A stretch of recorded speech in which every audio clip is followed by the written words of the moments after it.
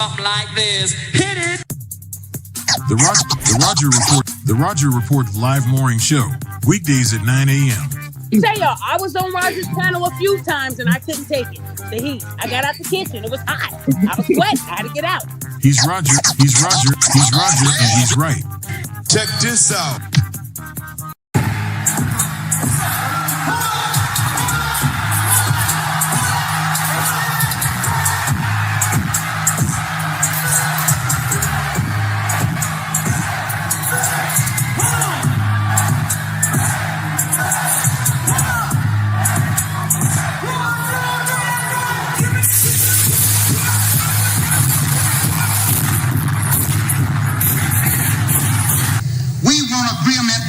We can live or die.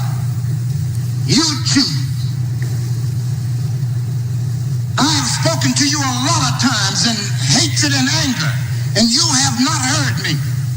Well, you had better hear me today. If you won't listen to me when I make an appeal for the Negroes because you have no concern for the Negroes, listen to me when I make an appeal for America. You claim you love America. Well, we love America. But you are driving us back and you are making a Samson out of us, and we are going to pull down the pillars. And then you think we have no right to ask for something? Is it too much to ask you to grant us human dignity? Should we be put down and shot to death for this request?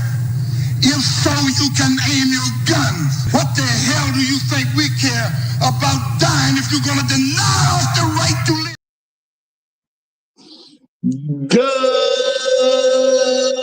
Good morning, folks, and welcome to another edition of the Roger Report Live, the best show on social media. If you are new to the channel, go ahead and take a moment out to hit that like button, because this is where you're going to find the best content on social media.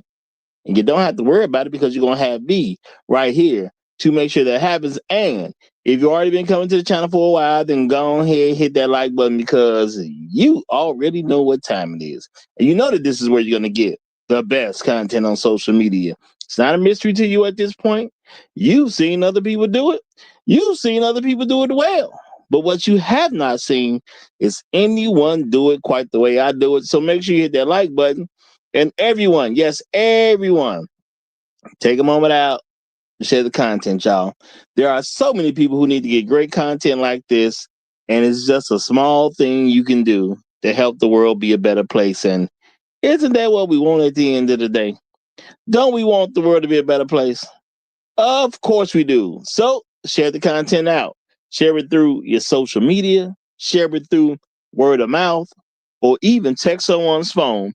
But do what you got to do to help spread the word.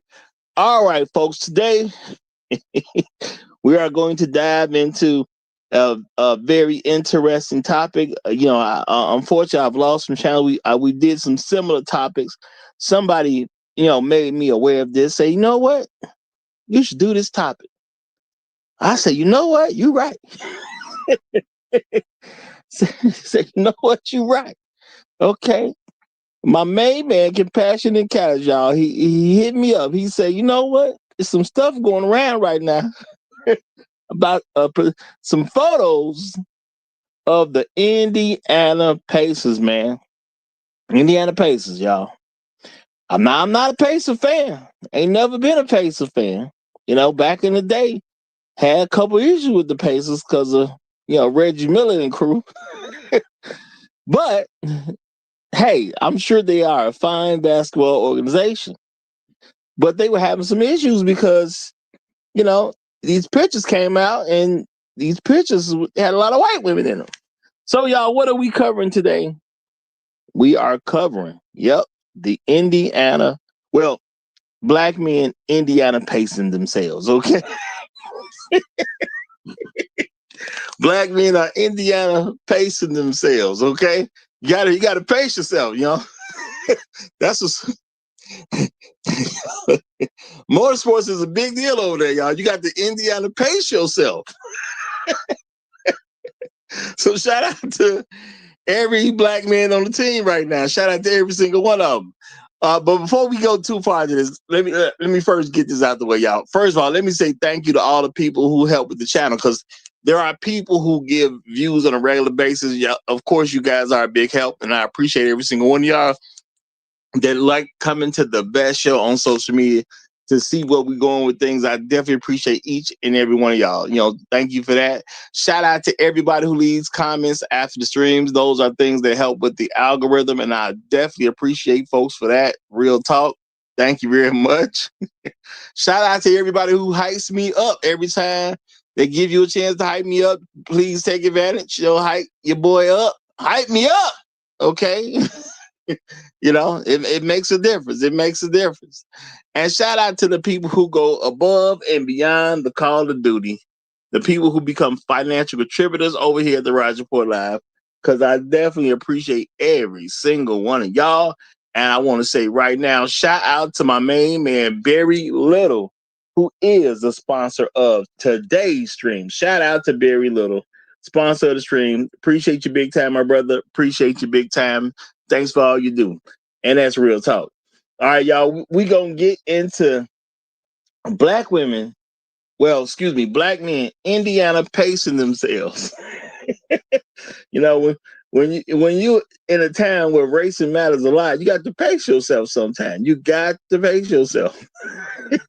And if you're going to do it in Indiana, you know, you got to Indiana pace yourself, okay? Regardless of what you do, hey, there's enough racing in basketball anyway, okay? You got to race down the court.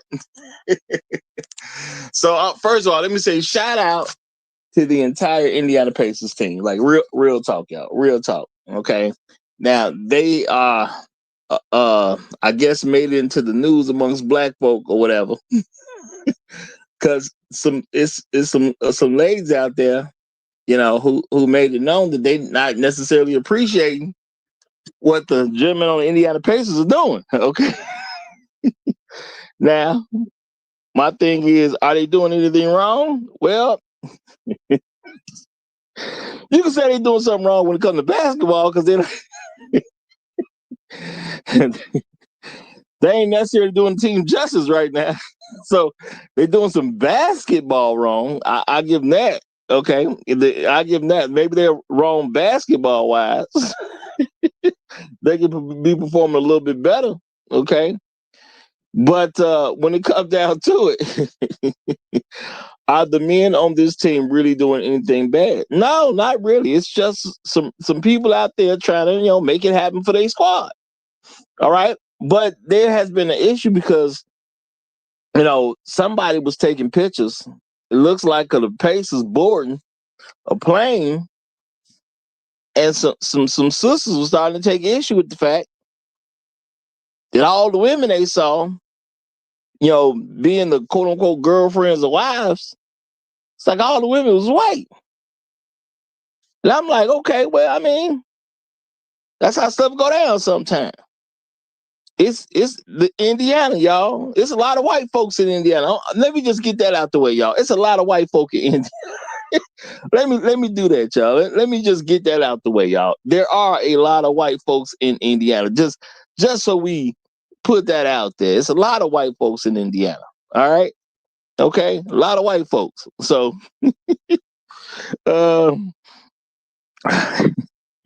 no, yeah, and shout out to Afro Merch. And matter of fact, let me get this out the way too, because I ain't even did this, y'all. First of all, shout out to my main man, of the pit crew himself, Mr. Shugs Hugh.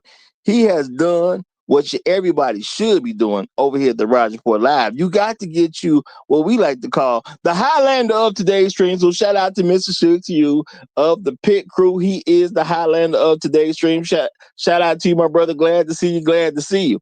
Appreciate you big time for all you do. Real talk. Shout out to my main man, Floyd Thompson, in the building. Yay, yay. Trust is here. How you doing, sister? How you doing? The darling of the channel is in the building. Y'all make way. Y'all make way. Shout out to Afro Merchant. What's going on, my brother? What's going on? Glad to see you. Patrick Saint is in the house. Glad to have you, brother. Glad to have you. We got Chef Mike's Roundtable in the building. Great to see you, my brother. Great to see you.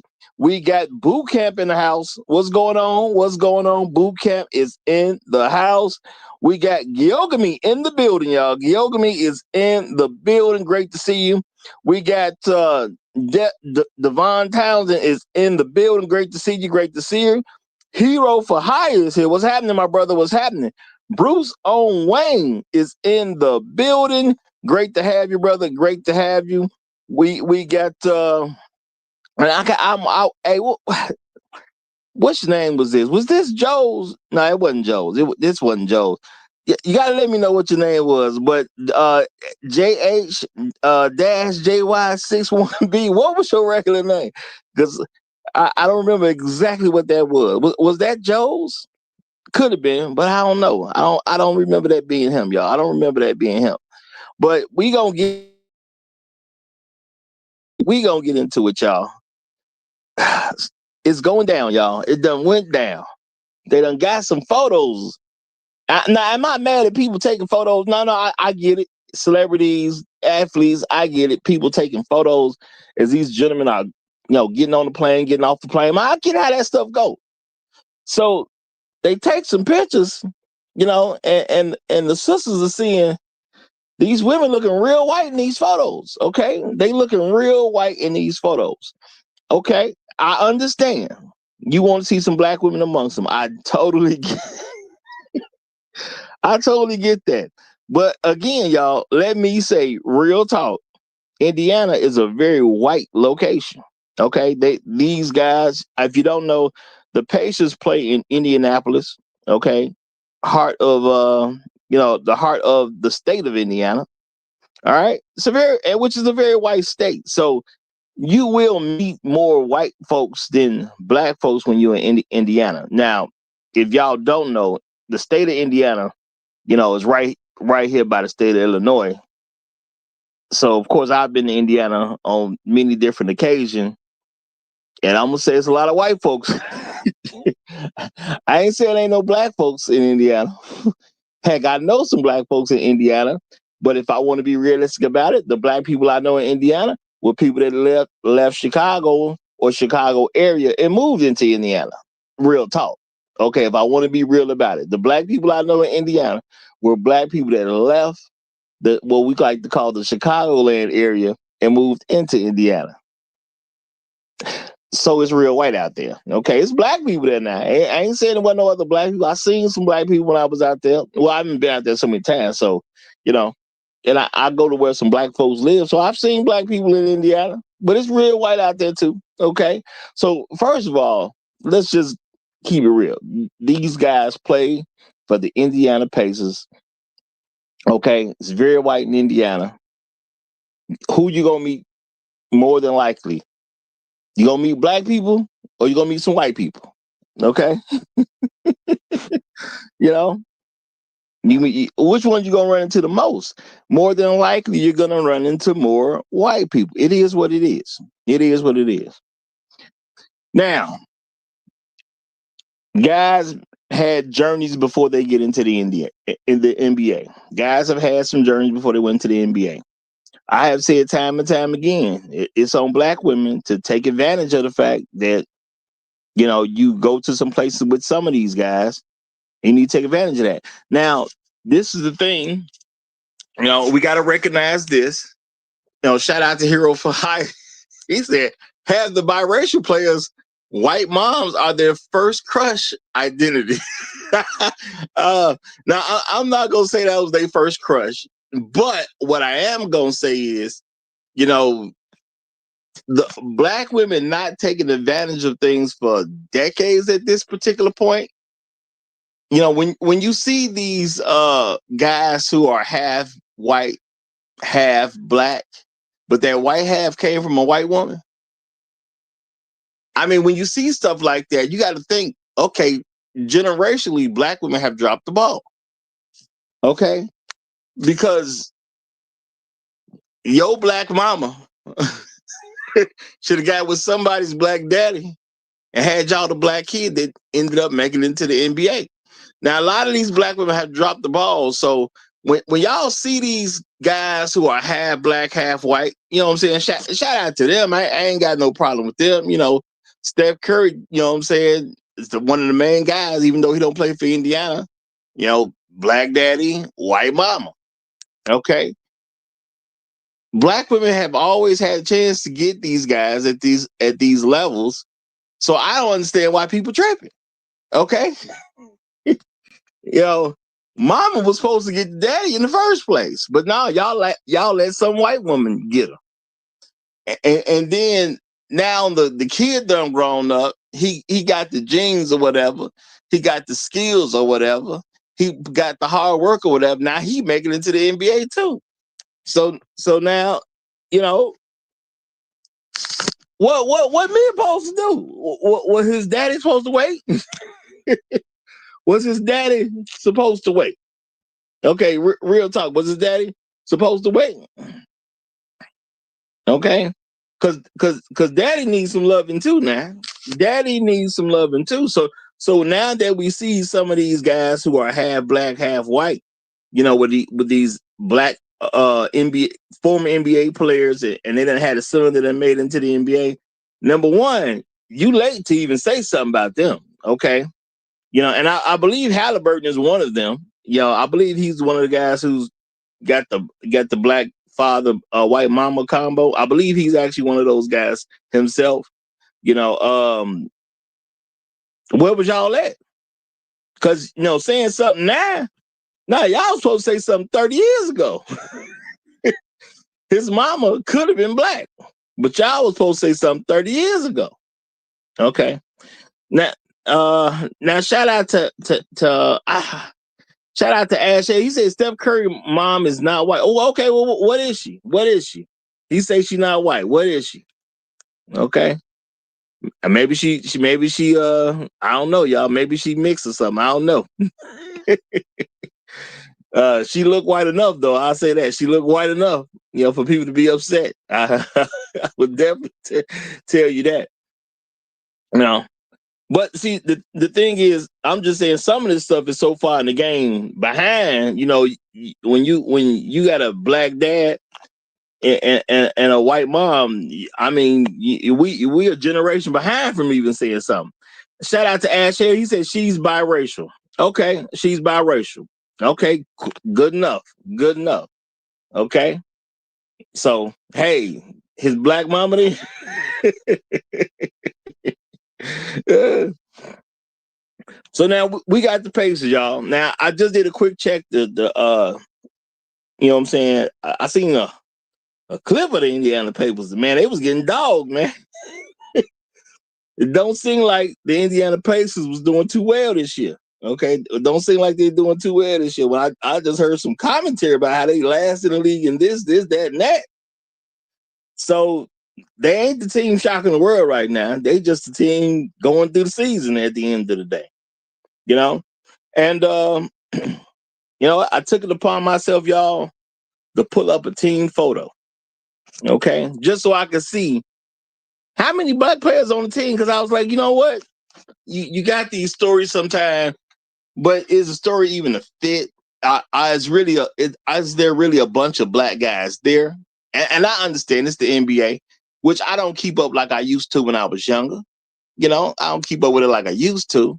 So I say, you know what? You know, a lot of different people could be on the NBA team. And there's some people who are improving. The world is improving. You know, you got the people coming over from Europe and things like that. So I'm like, you know, at the end of the day, everybody ain't necessarily black on the team anyway. You know, you have some black dominant teams, but you know, you can have people from other places on the team. So I looked at the team photos, y'all, to try to get an idea of just how many brothers is on that team. All right.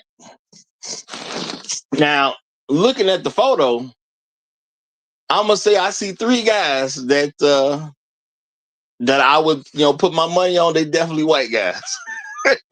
Okay, it's three of them.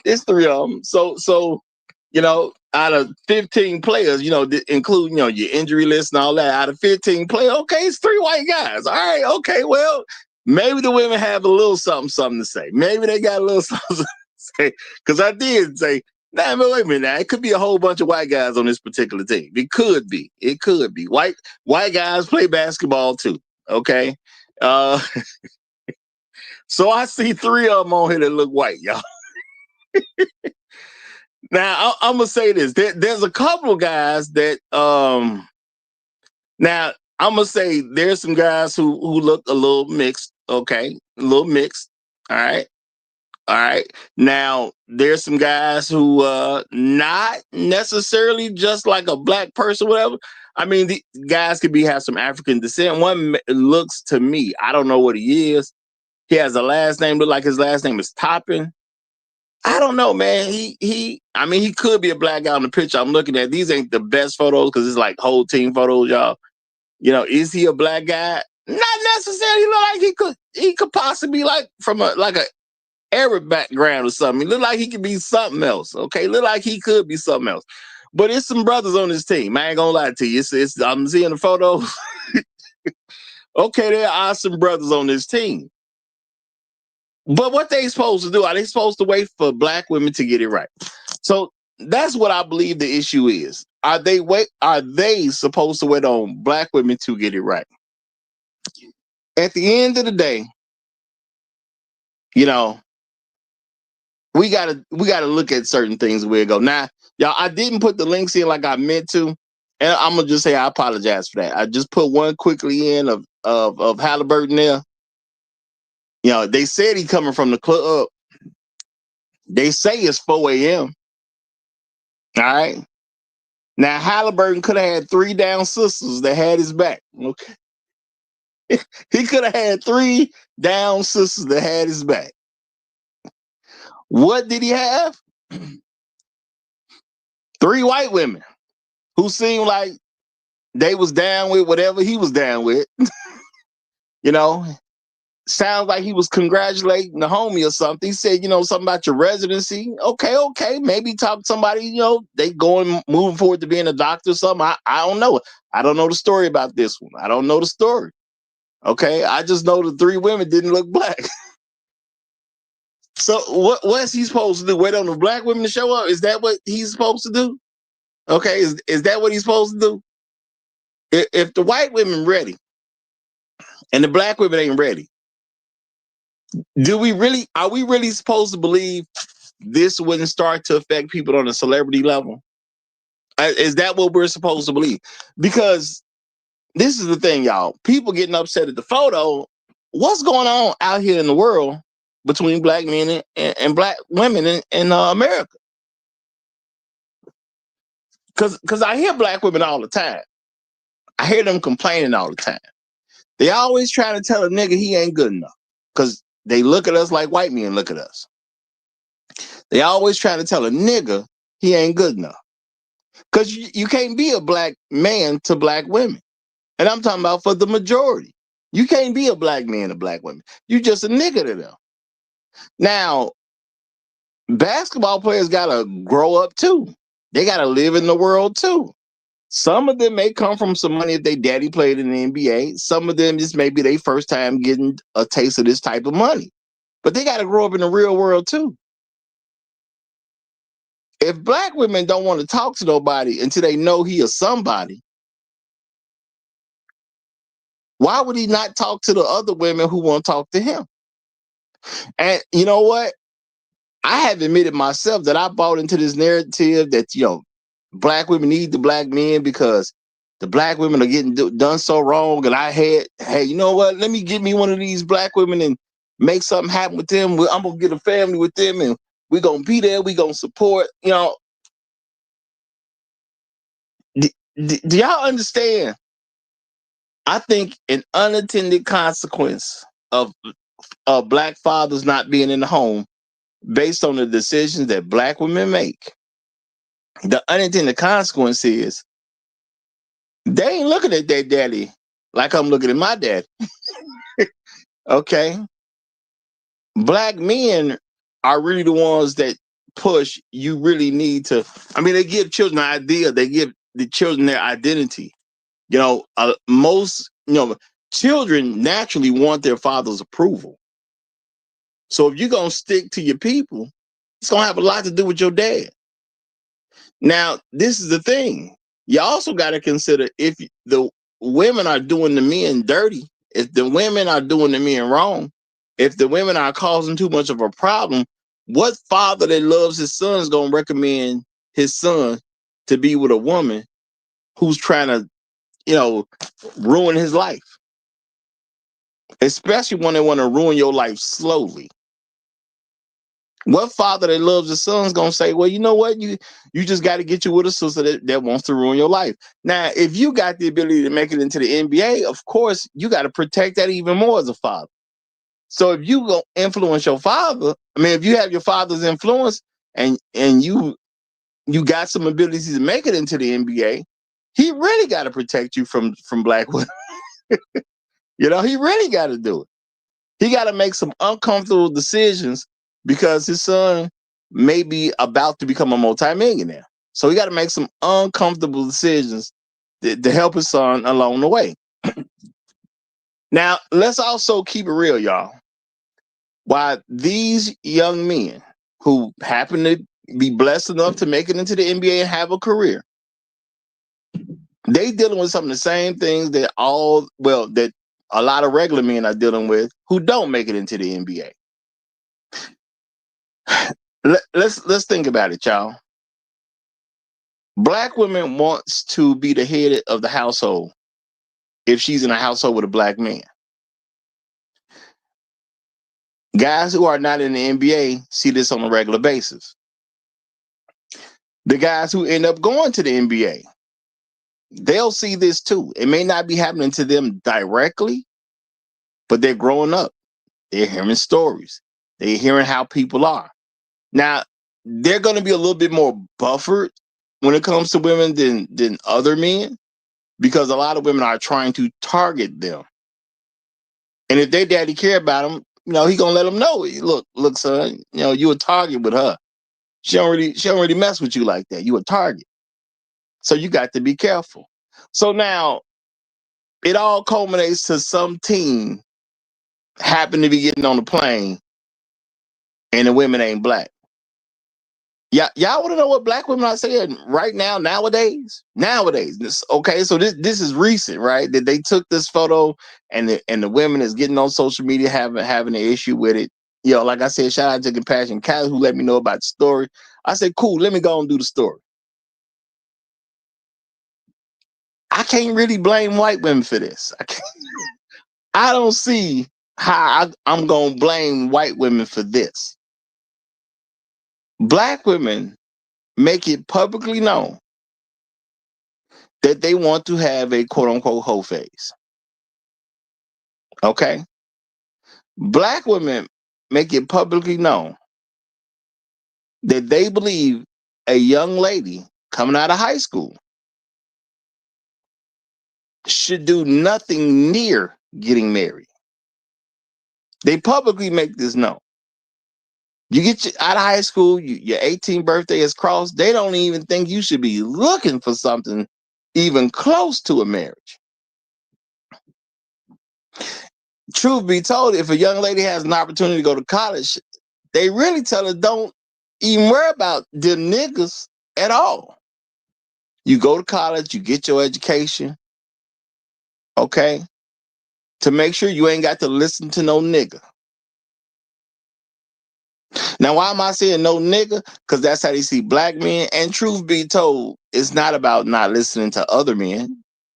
They go to college so they don't have to listen to no black men. Let's just be real about this. So you got a bunch of women who are trying to avoid any level of submission to a black man. And now you got women who are upset that ain't no black women getting on the plane. How did the math work on this? Is this another form of girl math? Is that what we doing? Are we doing girl math? Black women don't want to get married when they're young. Get married when it's the most advantageous for them to do so. But they got a problem with women who just don't happen to be black, who ain't telling black men that they don't need no man. Cause I'm gonna just keep it real with y'all. I'm gonna keep it real, y'all.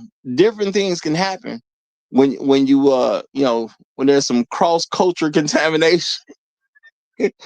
I'm gonna say this straight up. I ain't never seen a white woman tell a black man she don't need no man.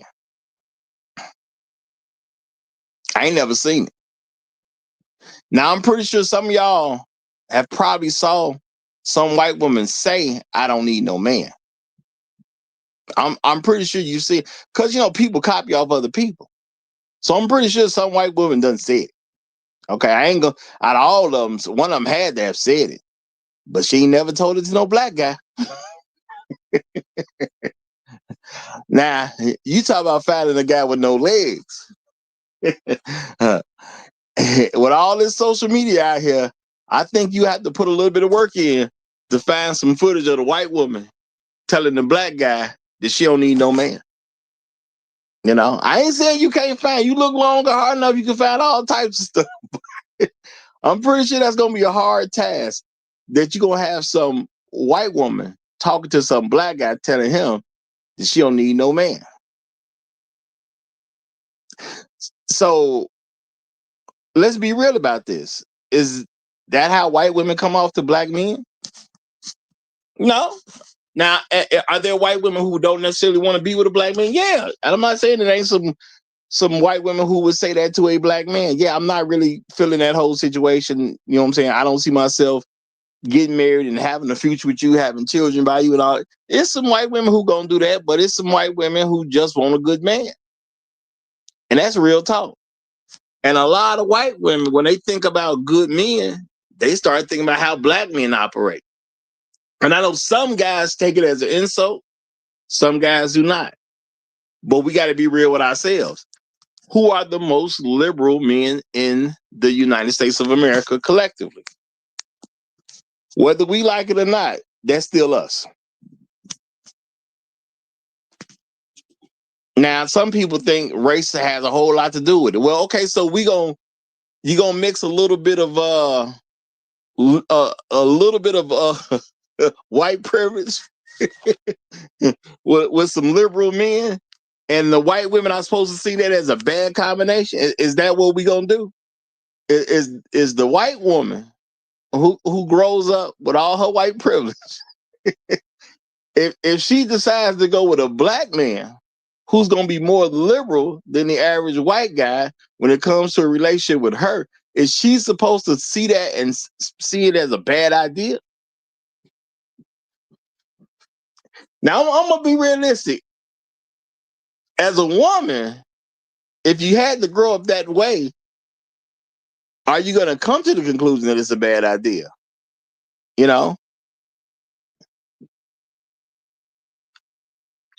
Do is a white woman gonna have trouble getting a black man with a job? No, she's able to find them.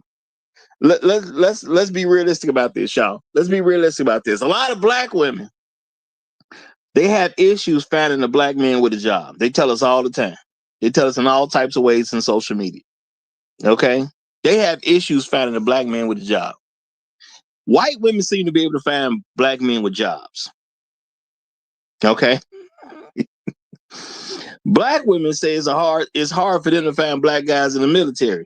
White women seem to have no problem finding black guys in the military. Okay, black women saying no, I can't find these dudes in the military. All I know is these unemployed niggas standing on corners doing nothing. White women can find black men in the military. Okay.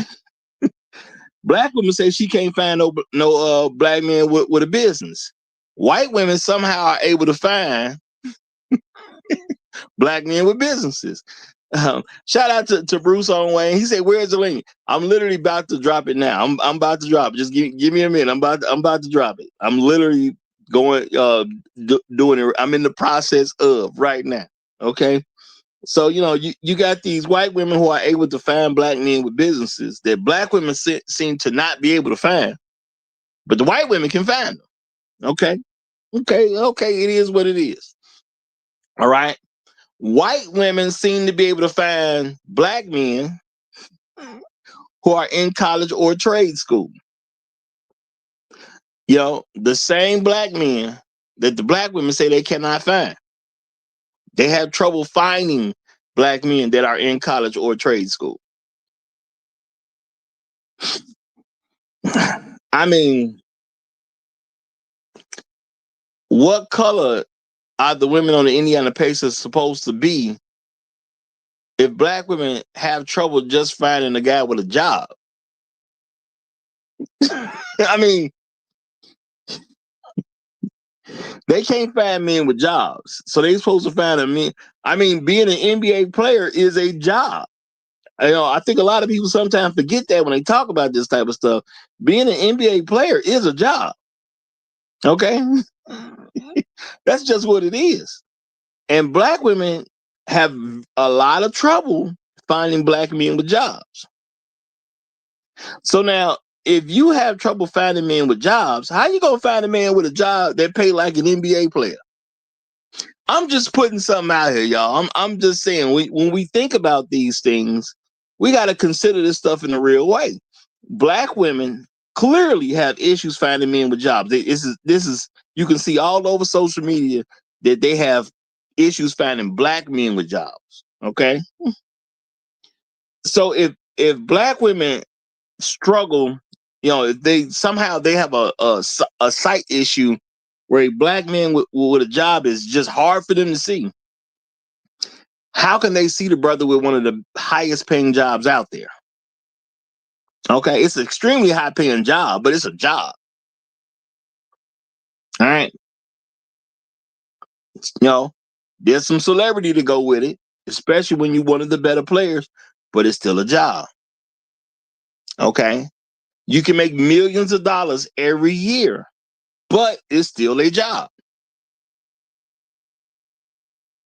Now we can pretend this ain't a real thing, but we got to come to some real conclusions. Okay. If you got a problem with all these brothers who happen to be getting on this plane, who play for the Indiana Pacers, I want people to just keep in mind that these brothers are employed. All right? Because if you can't find a regular man that's employed, how are you supposed to find these guys? And they got some of the highest paying jobs out. This needs to be a real thought process that women should have and men should have. All right? Now, people use this type of stuff as like trigger warnings and things like that. I ain't doing all that. Okay, I ain't doing all that. I'm looking this stuff because see, everybody ain't rich, and most people are not gonna be rich. All right, so I'm not looking at this as just these NBA players. No, these are brothers with jobs. Okay, they very good jobs. And some people may say it's a very good job, but they jobs. And these are young women. Black women don't want young black women to deal with brothers with jobs. Okay? This is quote unquote a 9 to 5. See, when people say 9 to 5, they don't really care what your work hours are. They just saying you have a job. These brothers got a 9 to 5. These are employees. Okay? These are employees. Okay? I hear what the sister say about niggas with jobs. We can't even be men when we got the job. I don't want these niggas with jobs. Well, okay, if that's how you see black men, those are niggas with jobs. They may be boarding a plane. They may be in the NBA. They possibly make millions of dollars. People know their name. But at the end of the day, they still brothers with jobs. What's the issue? I think these brothers are doing what a lot of black men need to do, especially black men who have a job. Since for some reason black women have such a problem being able to focus on a black man with a job, hey, brothers got to make some tough calls, some tough choices. And we just gonna have to open ourselves up and be cool about the fact that it's some women out there that like a brother with a job. It's women out there that like a brother with a job. Now we know based on how black women talk, they don't really like brothers with jobs. But hey, I'm not saying a white woman got to be first choice. But I mean, if she like you, she like you. What we supposed to say about that, y'all? If she like you, she like you. And I understand there's gonna be some black women who say, them women don't like y'all. They just want to take advantage of y'all. They just want to take your money. What's the difference between them and you? Don't you want to take our money? Yo. Now, an NBA player, quote unquote, rich, and y'all want to take his money. Okay, what about regular dudes? Okay, because regular dudes, you want to take their money too. You ain't got to be rich for a black woman to want to remove you of your money. You ain't got to be rich for that. So if you want the rich guy's money and you willing to take the even the poor guy's money, your thing is them white women gonna get you. How they gonna get me worse than you? You want this, you trying to take the same thing from me that you telling me they want to take.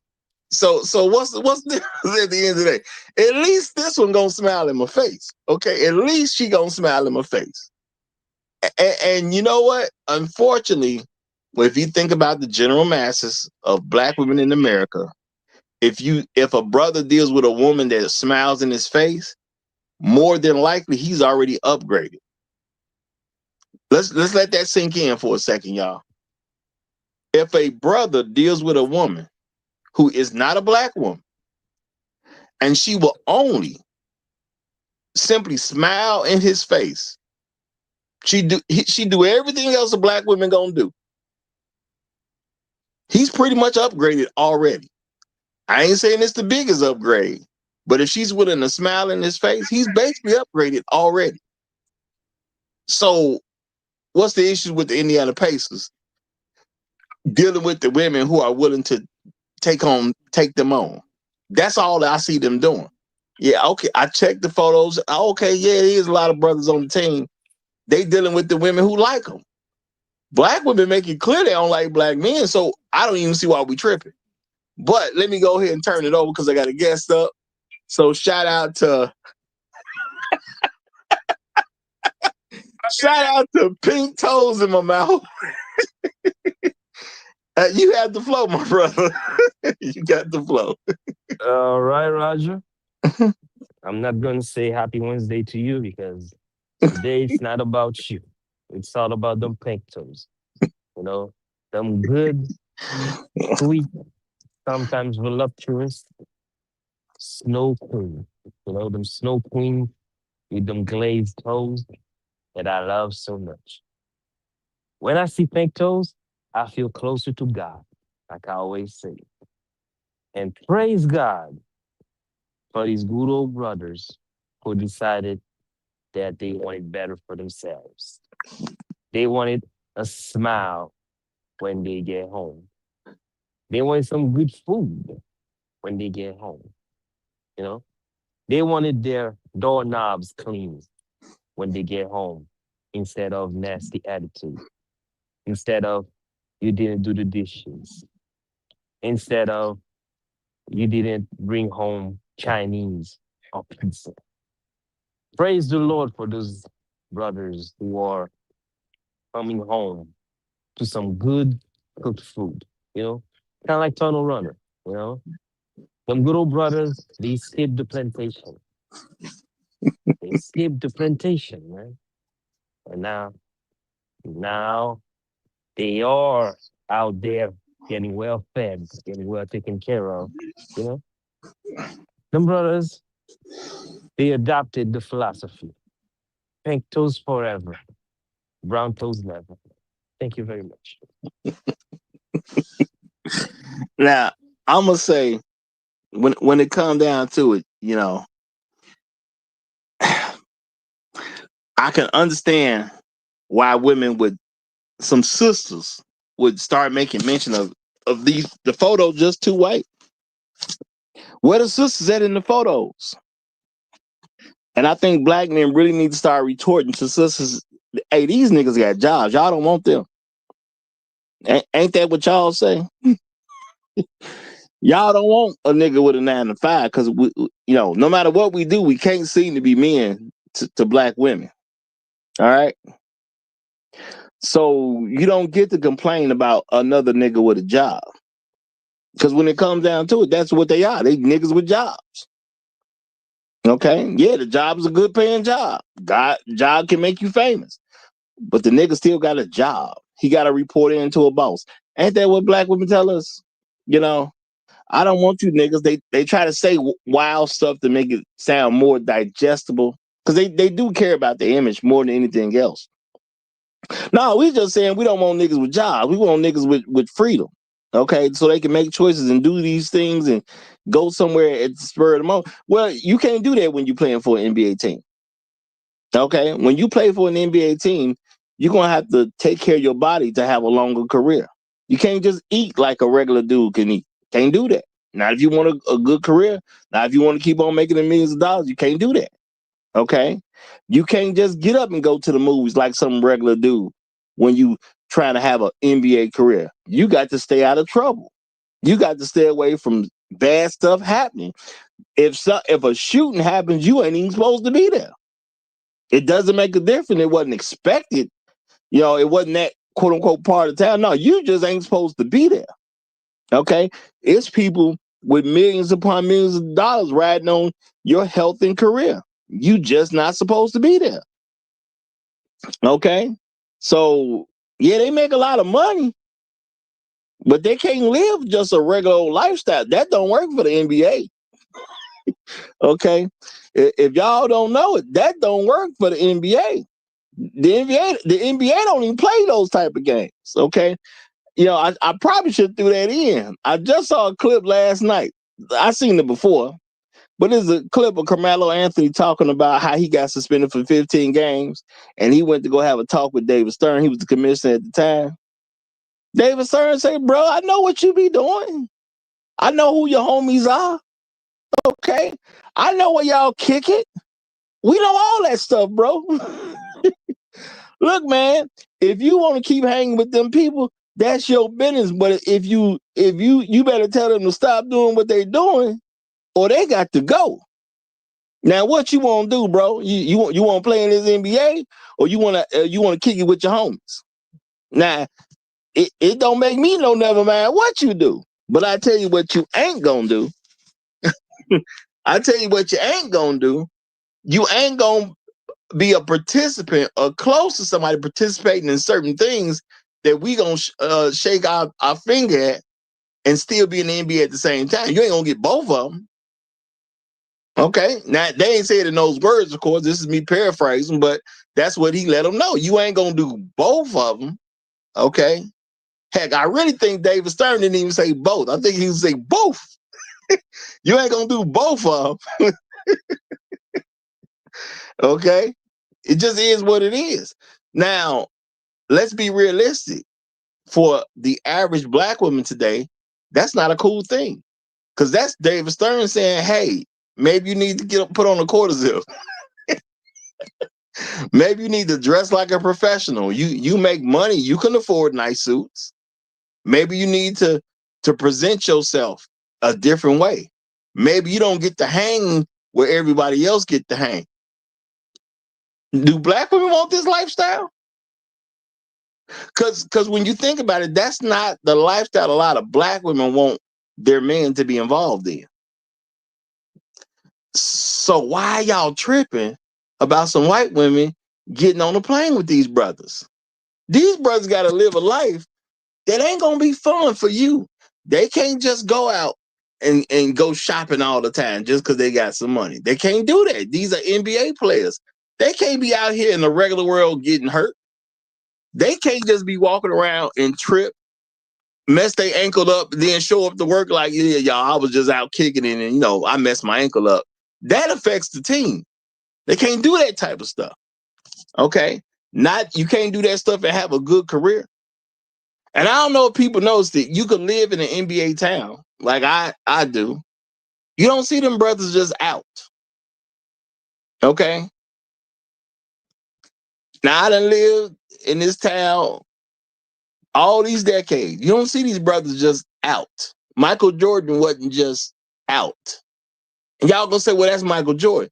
Okay, the people y'all don't remember. Randy Brown wasn't just out. I met him a couple times, but he don't just be out. Okay? Judd Bushler just don't be out. Okay? These guys got careers and stuff they got to do. Okay?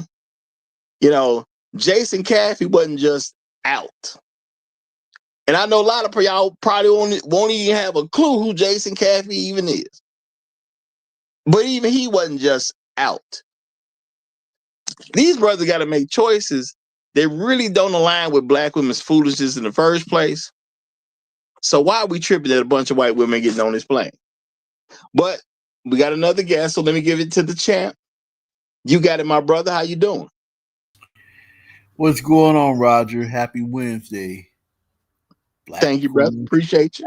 We forever, snow bunnies never. Looking at this, man, before he got in trouble, before he kind of got caught, scamming people and everything else. Oh man, I can picture Umar Johnson going off over this and everything else. But, he's been silent and everything else. So there's nothing you can do about it. But let me just say this. But he did say something that was really true on why white women ended up going out with brothers like this. I mean, they go out because they see potential in the brothers, while some of these sisters, they're being told, go ahead and get your master's degree and everything else. You don't need a man yet and everything else. Go ahead and work for corporate America and everything else.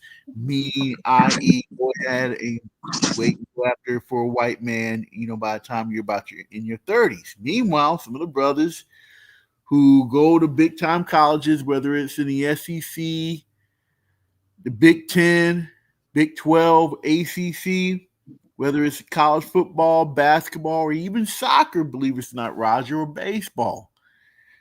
I mean, these white ladies, they see potential. They see potential in these brothers.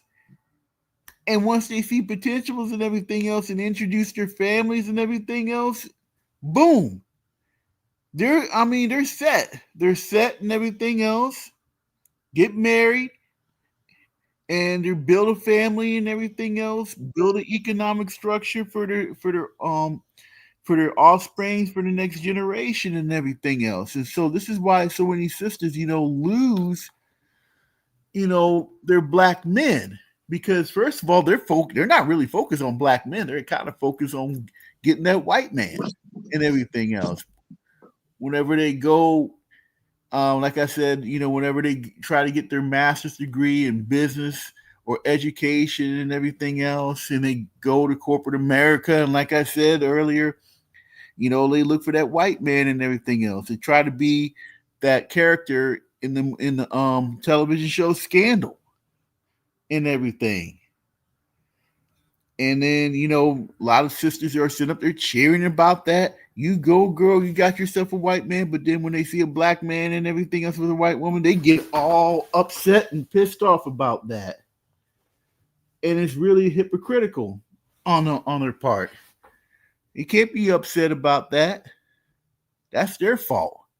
That's their fault that they're losing their black men to white women or non-black women. So, and they even call us square sometimes if we play a sport like soccer, where all maybe 90 to 95% of the brothers are up there, kicking the ball in the goal, and their white snow queen are sitting up there cheering for them. They can't complain about that. Wait until the roster comes up there in the next couple months, with the U.S. men's national soccer team. Then you're going to see a lot of sisters just have their hair on fire over that. So I'm going to my plane right there. And now I'm going to say, black women just don't. They just go about things in some difficult manner sometimes. Now I understand they won't. If you're a black man, you got to be a finished product. That's what they're looking for. And a lot of guys don't really see it this way. Black women don't know who gonna make it. And let's be realistic, y'all. Let's be realistic. A lot of these brothers who make it into the NBA do have college careers. There is that one and done rule where they force a brother to go to college now for at least, well, technically they're not forcing him to go to college, but they saying he basically got to do 1 year somewhere, and then maybe they'll bring him into the NBA if he's qualified. They do this type of stuff. So now there's been a brother who's been overseas to do a year to wait so his birthday would make it right. They do. I mean, it's the NBA. They can do what they want to as far as when they want to let people come into their league. So I ain't even tripping about that, because there was a lot of brothers going straight from high school for a hot second. They wanted to put a kibosh on that. And I know people got upset about it, but it's their league. They could get to determine how old you got to be to come into their league. It just is what it is. Now, the thing is, what about the guys that's at college? Do black women really focus on those guys at college? No, not really. And truth be told, if they are, realistically, y'all, if you don't tell a black woman that this guy is basically almost 100% guaranteed that he's going to the NBA, is she really going to talk to him? Because let's tell the truth about black women in college. Black women in college love dealing with a man that ain't in college. The NBA players, they go to college. So what is the black woman going to do with the guy? She's going to ignore him. Why? Because she don't know that he's going to make it. See, there'll be some guys that'll say, yeah, he got potential. He'll probably make it into the NBA. The women ain't going to know this stuff. They just not going to know. So even though they want to, quote unquote, get these guys early or be tripping about why ain't nobody messing with them, why the brothers ain't talking, they ain't even looking at these dudes because they don't know which one's going to make it. They have no clue for the most part. They really have no clue. You have to get the type of press that like LeBron James got when he was coming up. So for them to know you're going into the NBA, you have to get that type of press. So they just don't know, which means what? They just don't care. Which means what? They're going to let everybody else have. And now all these guys that a lot of women just let somebody else have, now you tripping because they in a photo getting on a plane? Like, it don't make sense at the end of the day. But let me give it to AB Media. He has come through. You got the mic, my brother. How you doing? Hey, Roger, can you hear me? Yes, sir. Hear you great.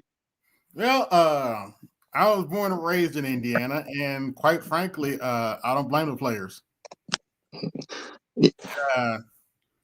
And more than likely, these the white ladies you see in that picture competed for them. Something black women that don't know how to do.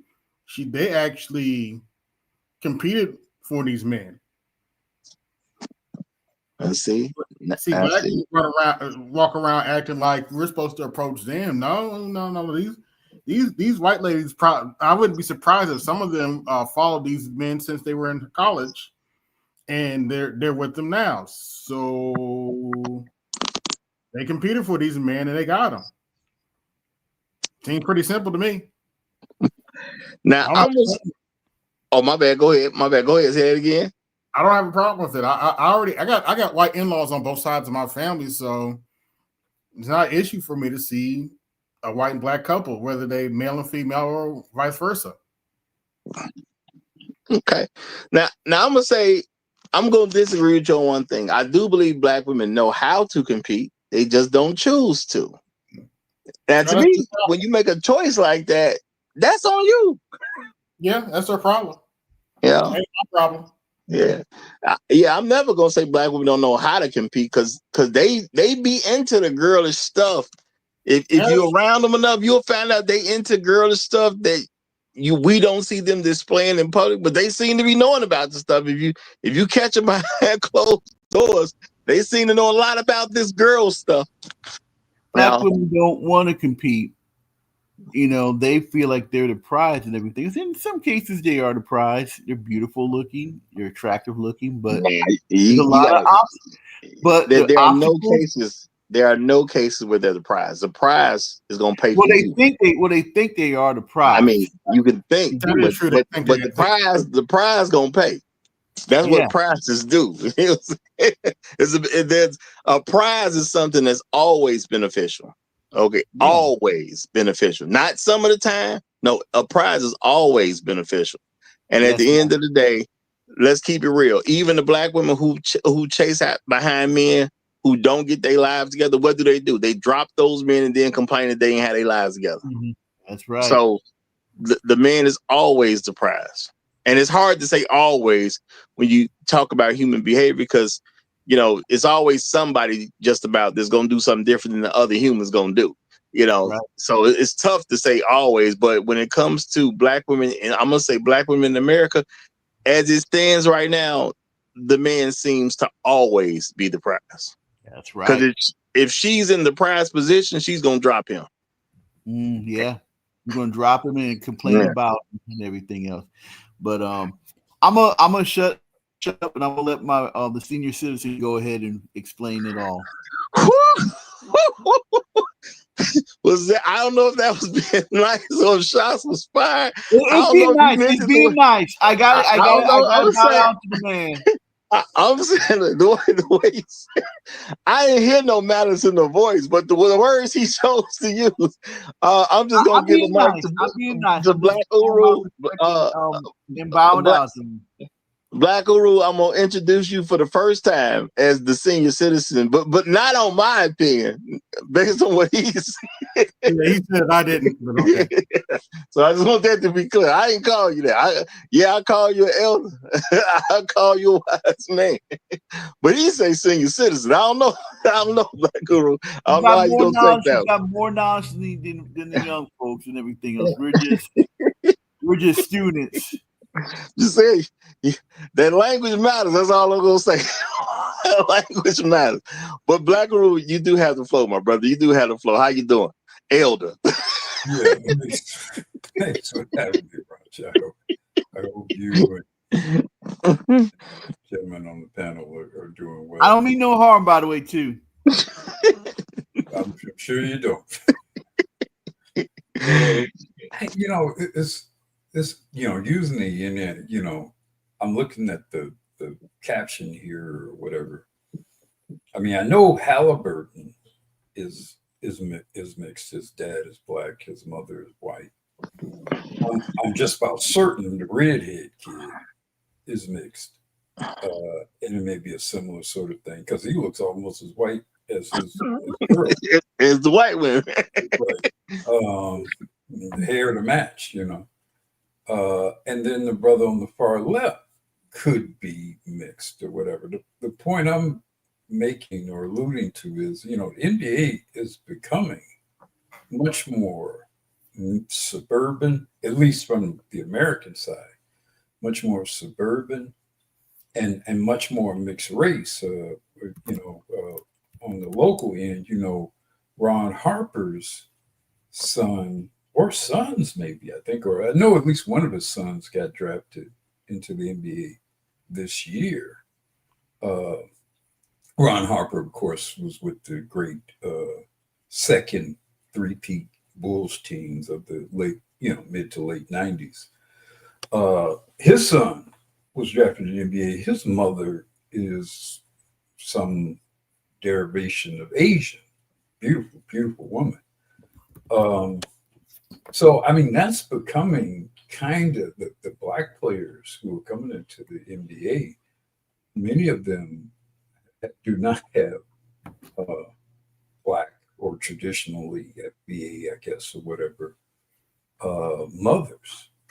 And so when I look at this picture, what I see largely is some suburban, largely, mostly rich, mixed suburban dudes who are probably grew up mostly or entirely, probably were raised by non-black women, probably went to school largely, and non-black people, men and women. So I just see them just sort of naturally mating as they would, given their family and the background they grew up in.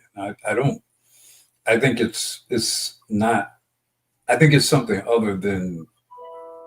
I don't think it's entirely the issue with black women per se. Why some of these guys end up because, like, for example, Mahomes, a great quarterback for the Kansas City Chiefs, had a white wife. His mom's white. His dad was a baseball player, pitcher for about a decade in the MLB. So a lot of these guys have very white backgrounds, and so the white girl is just a kind of a natural part of that background. And just looking at a picture and seeing this guy, he just looks like a typical light skinned dude, I guess, like Halliburton or whatever, and just assume that they have lived a traditional FBA background is, I think, is a mistake as you look at the current NBA. So Now I'm just gonna say the way I look at it is sometimes you fighting a battle that was lost already.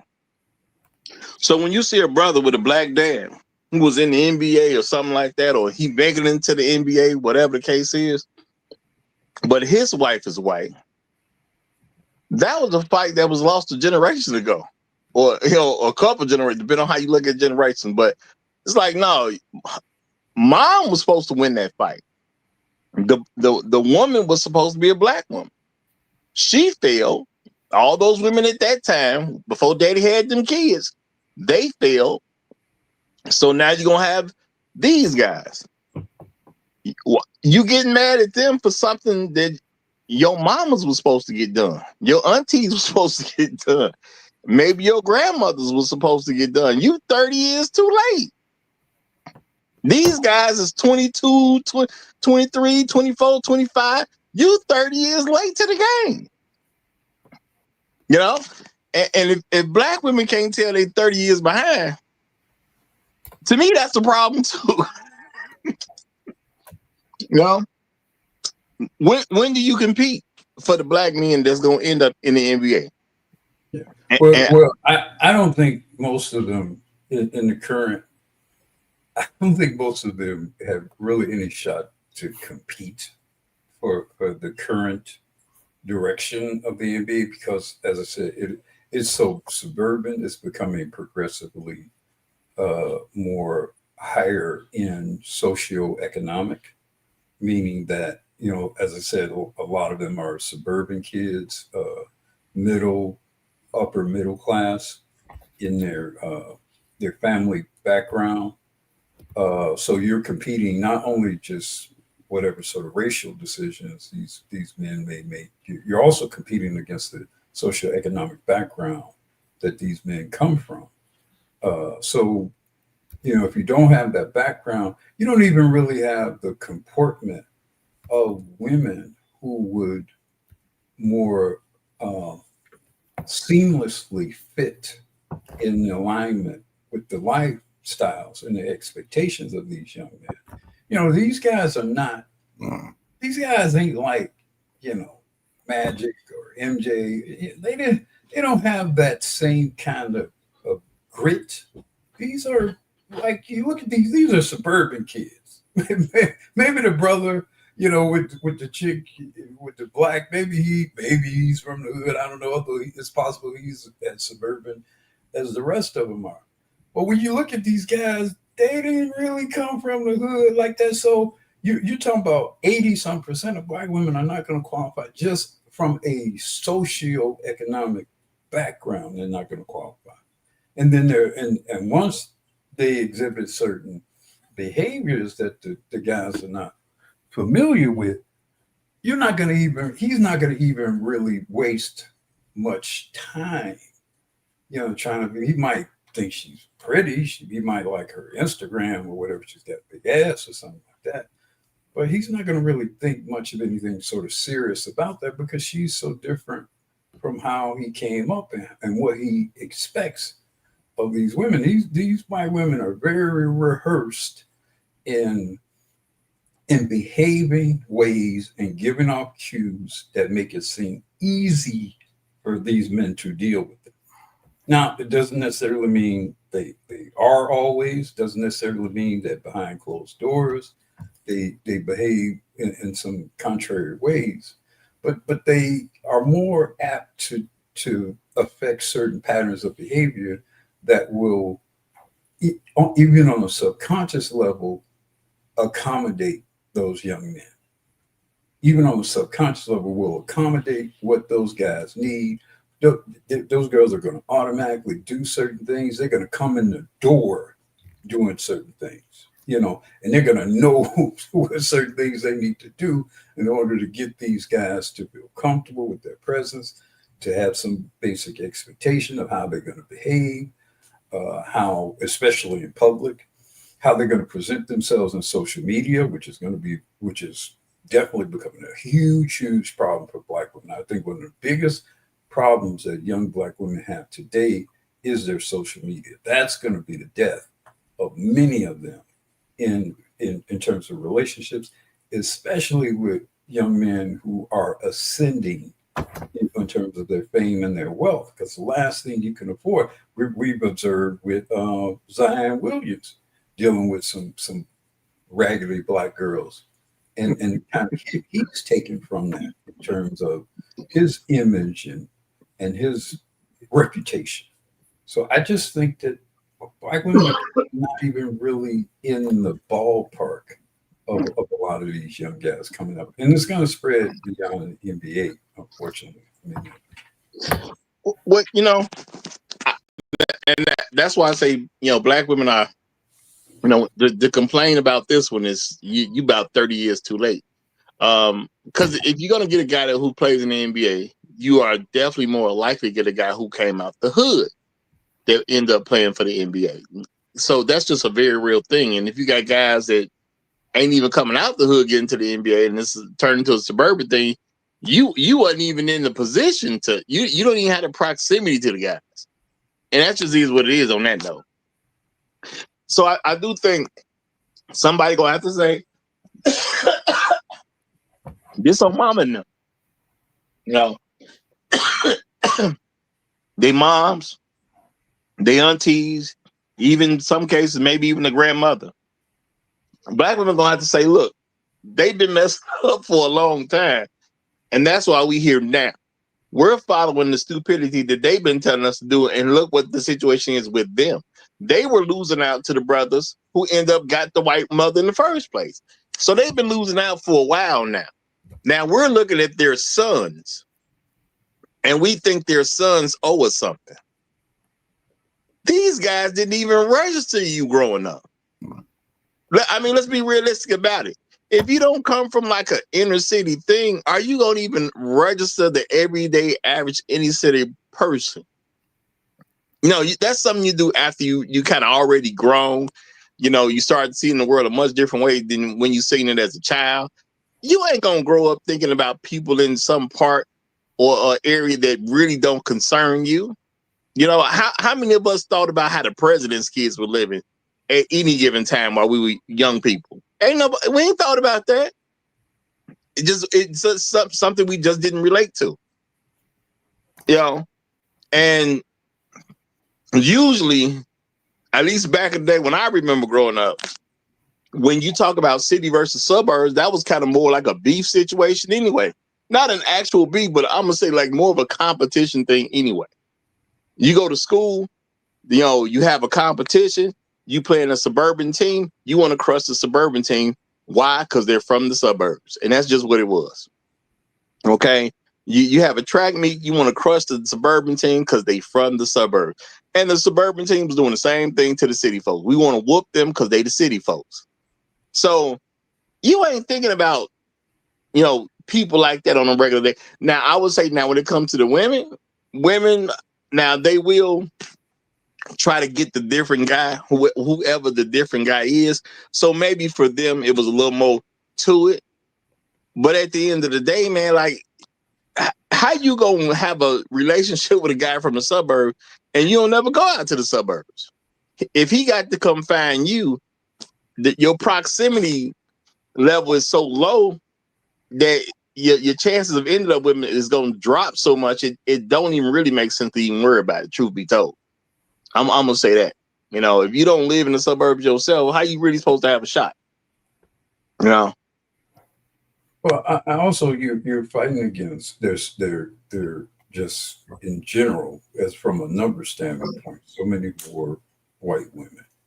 They're more likely to have or come from a situation where they have resources. So let's say you try to make that trek to the suburb. You fighting against so much to get to that future NBA player. It's just not likely to happen. You know, you notice you only really kind of see these guys if they're dealing with black women of some sort or to some degree. Many of them now are only kind of dealing with your Instagram model types, or where you have some woman who has some fame and some exaggerated and usually artificially enhanced appearance.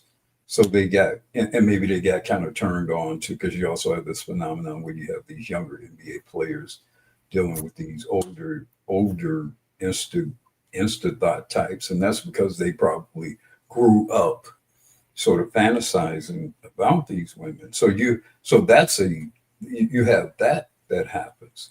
But in terms of those who just kind of coming along in life with women, I mean, in this environment, they're just much more likely going to be white, you know. And you know, I think a lot of those black women, I think they'd be better off focusing on the brothers who got good algebra and geometry grades than they would some, you know, a shot in the dark future possible NBA player. I think that would be their better chance in grades than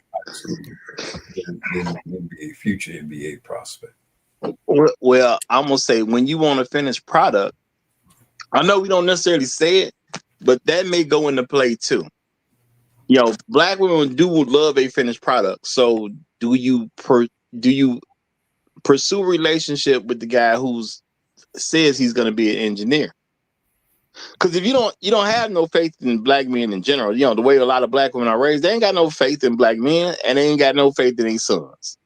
So you got a guy who's saying, well, I'm going to be an engineer one day. Does she have faith that he's going to even finish a program to make it to be an engineer?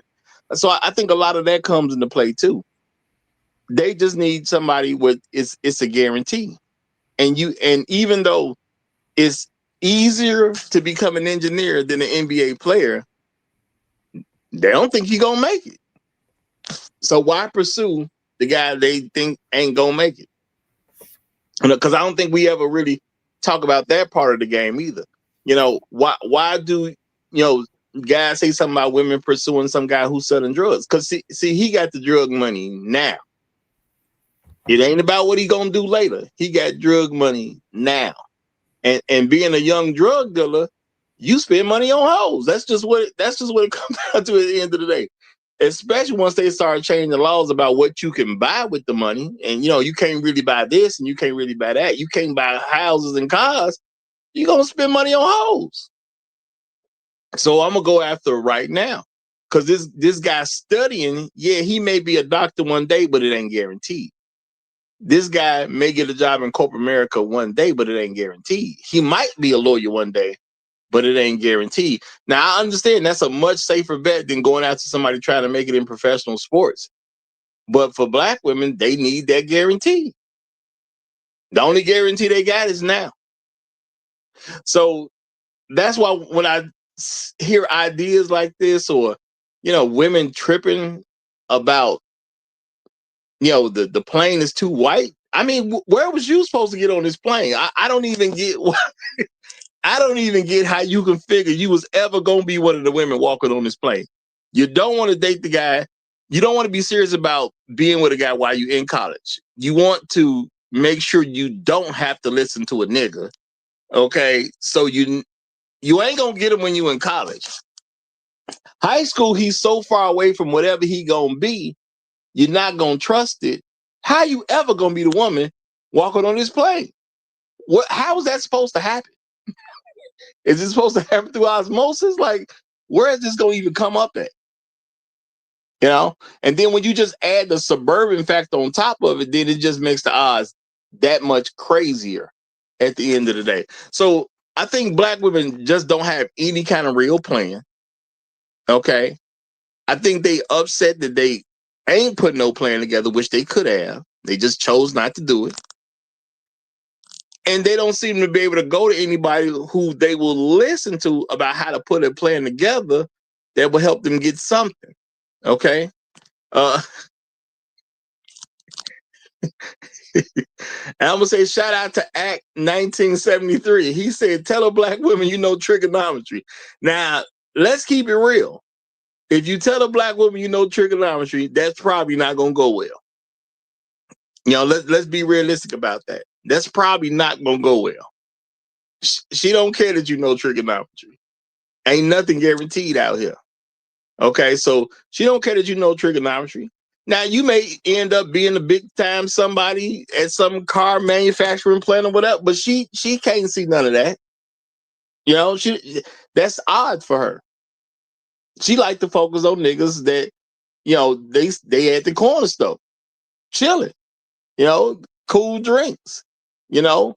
They customers come up to them, they give them a little something, they peel out. I mean, I was a rapper myself, but let's keep it real. They like to mess with some dude talking about he gonna be a rapper one day.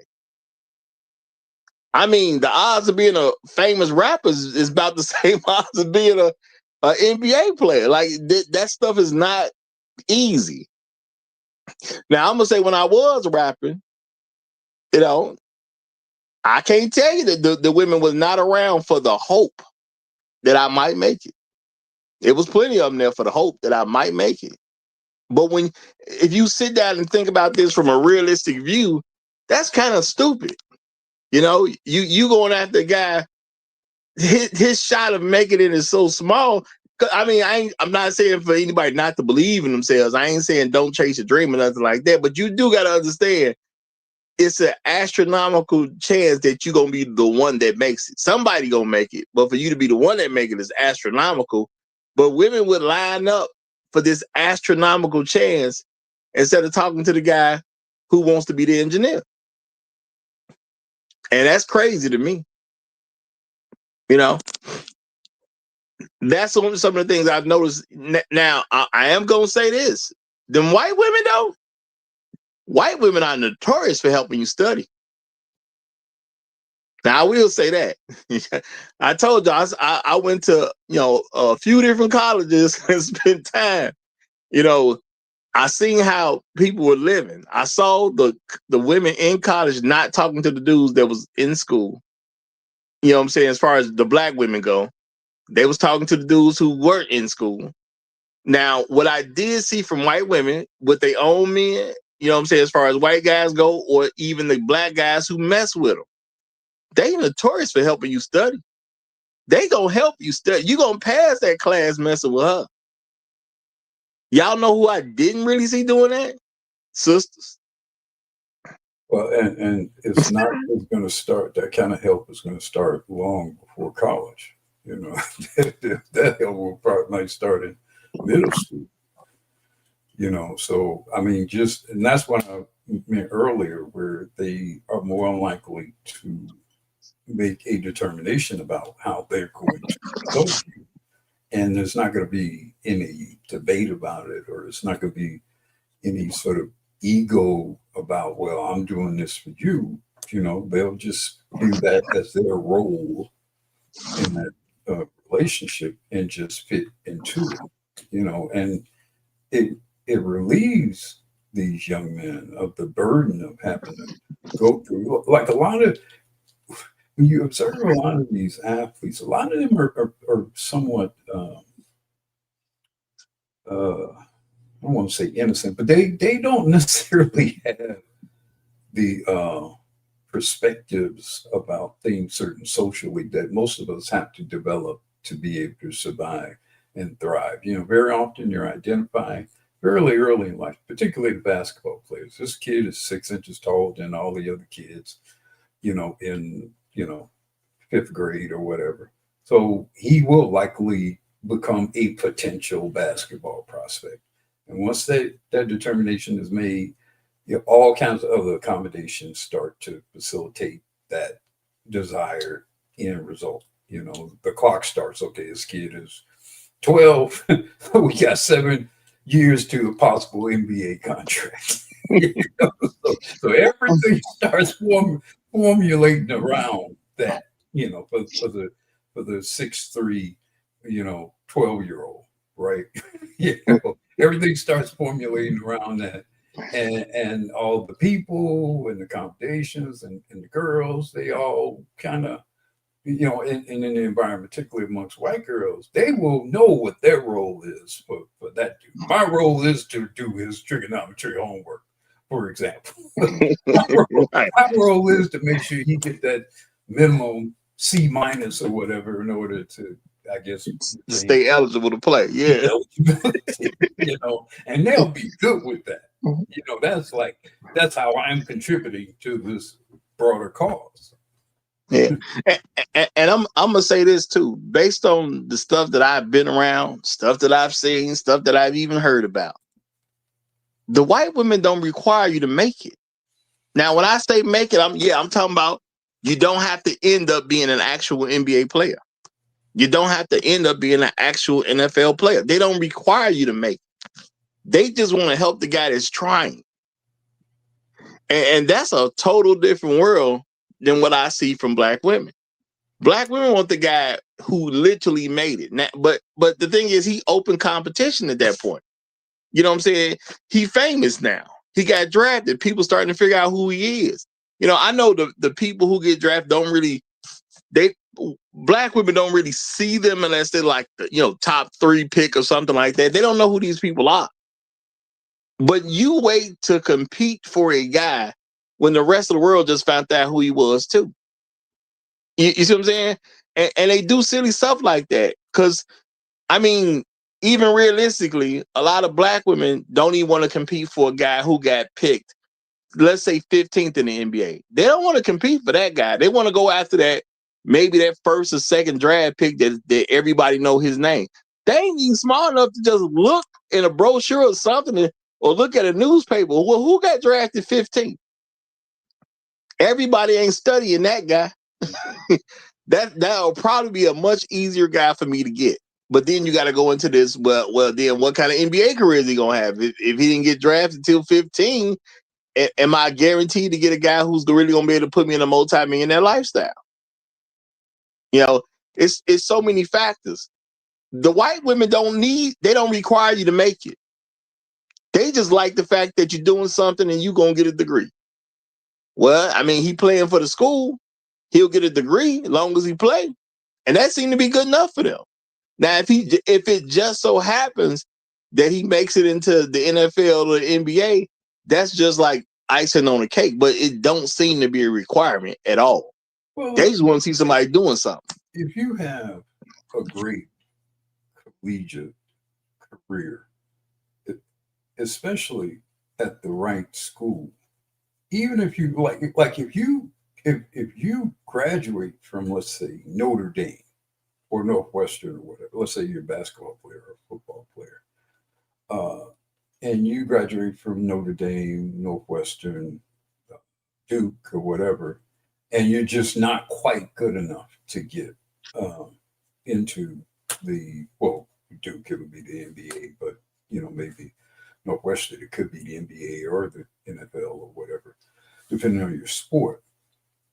You're still going to be set for life. You're still going to have that connection with that school, with the alumni association, especially if you were a moderately or above a moderately good athlete, because you're going to have all the goodwill of the time that you performed admirably for that school. And you're going to be, alumni with presidents of banks and universities and businesses and whatever. So even if you never play in the NBA or the NFL, you go to the right school, you get a degree, you maintain a good reputation. You and that white woman is still going to do well above almost everybody else in life. And the white women know that. They know that. Now, I mean, truth be told, you got some people applying to some businesses. College is over with. You got people filling out applications. If you was the forward for Duke, you know what I'm saying? That put a little extra something on it. You ain't making it pro, but you was the forward at Duke. The guy who's in the hiring position, Duke alumni. Oh yeah, I know you. You put up 34 in the last game. You know, yeah, y'all didn't make it to the Final Four, whatever. You know what I'm saying? It was a tough loss, but I was rooting for you the whole time. That's the difference between somebody being employed and not being employed. In a lot of cases, you know, that college background or the fact that somebody know who you are. And then there's other folks that, you know, it's just sometimes it's not even that you was an athlete, it's just you went to the same school. You know, people who hire people have told me plenty of times these candidates were about equal. I gave it to this guy because of the school they went to. And that's all it be. Mm-hmm. And of course you have the various opportunities overseas. You have your lower level sports league, some of them kind of regional. You know, I don't know. Obviously, you have the G League, but there's certain. I mean, there you can live a good, productive life, even if you never make it into the major sports league. And again, these other people, these other women, they know this. They know you do well, and you do well in the right places. You still can have a very prosperous life. And if you're a basketball player, you know, most folks are going to know who you are because you're going to be a lot taller than everybody else. So you're going to be easily, in most cases at least, you're going to be easily recognizable to people. And you hit the shot against North Carolina that upset the Tar Heels in 2013 kind of thing. Mm-hmm. You know, that shit for the rest of your life, regardless of whether or not you play. Yeah, and don't let you win no championship or something for them. You know. Oh yeah, you know, if you win a championship, you'll never have to pay for dinner again. It's certainly in that area where you won the championship. Yeah, you win that championship for them. You know, them other folks in powerful positions, man. They love that stuff. You know, they love that stuff. Yeah.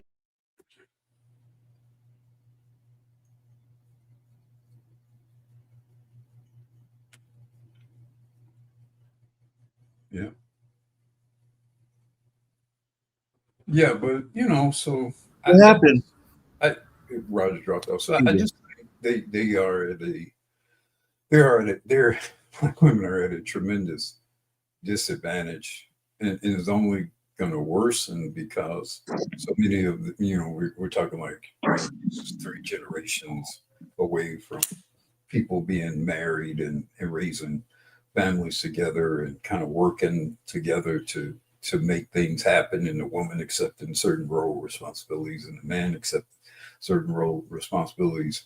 It gets so far from that to then get with somebody who is so very productive as a potential professional athlete, they're not at all prepared to be a productive mate for that. You know, I look at these women. I mean, you can just kind of look at these. You know, these chicks are doing all kinds of shit to make them dudes comfortable wherever they are. You know that. You can tell they doing all kinds of shit. They are giving pedicures, all kinds of shit to keep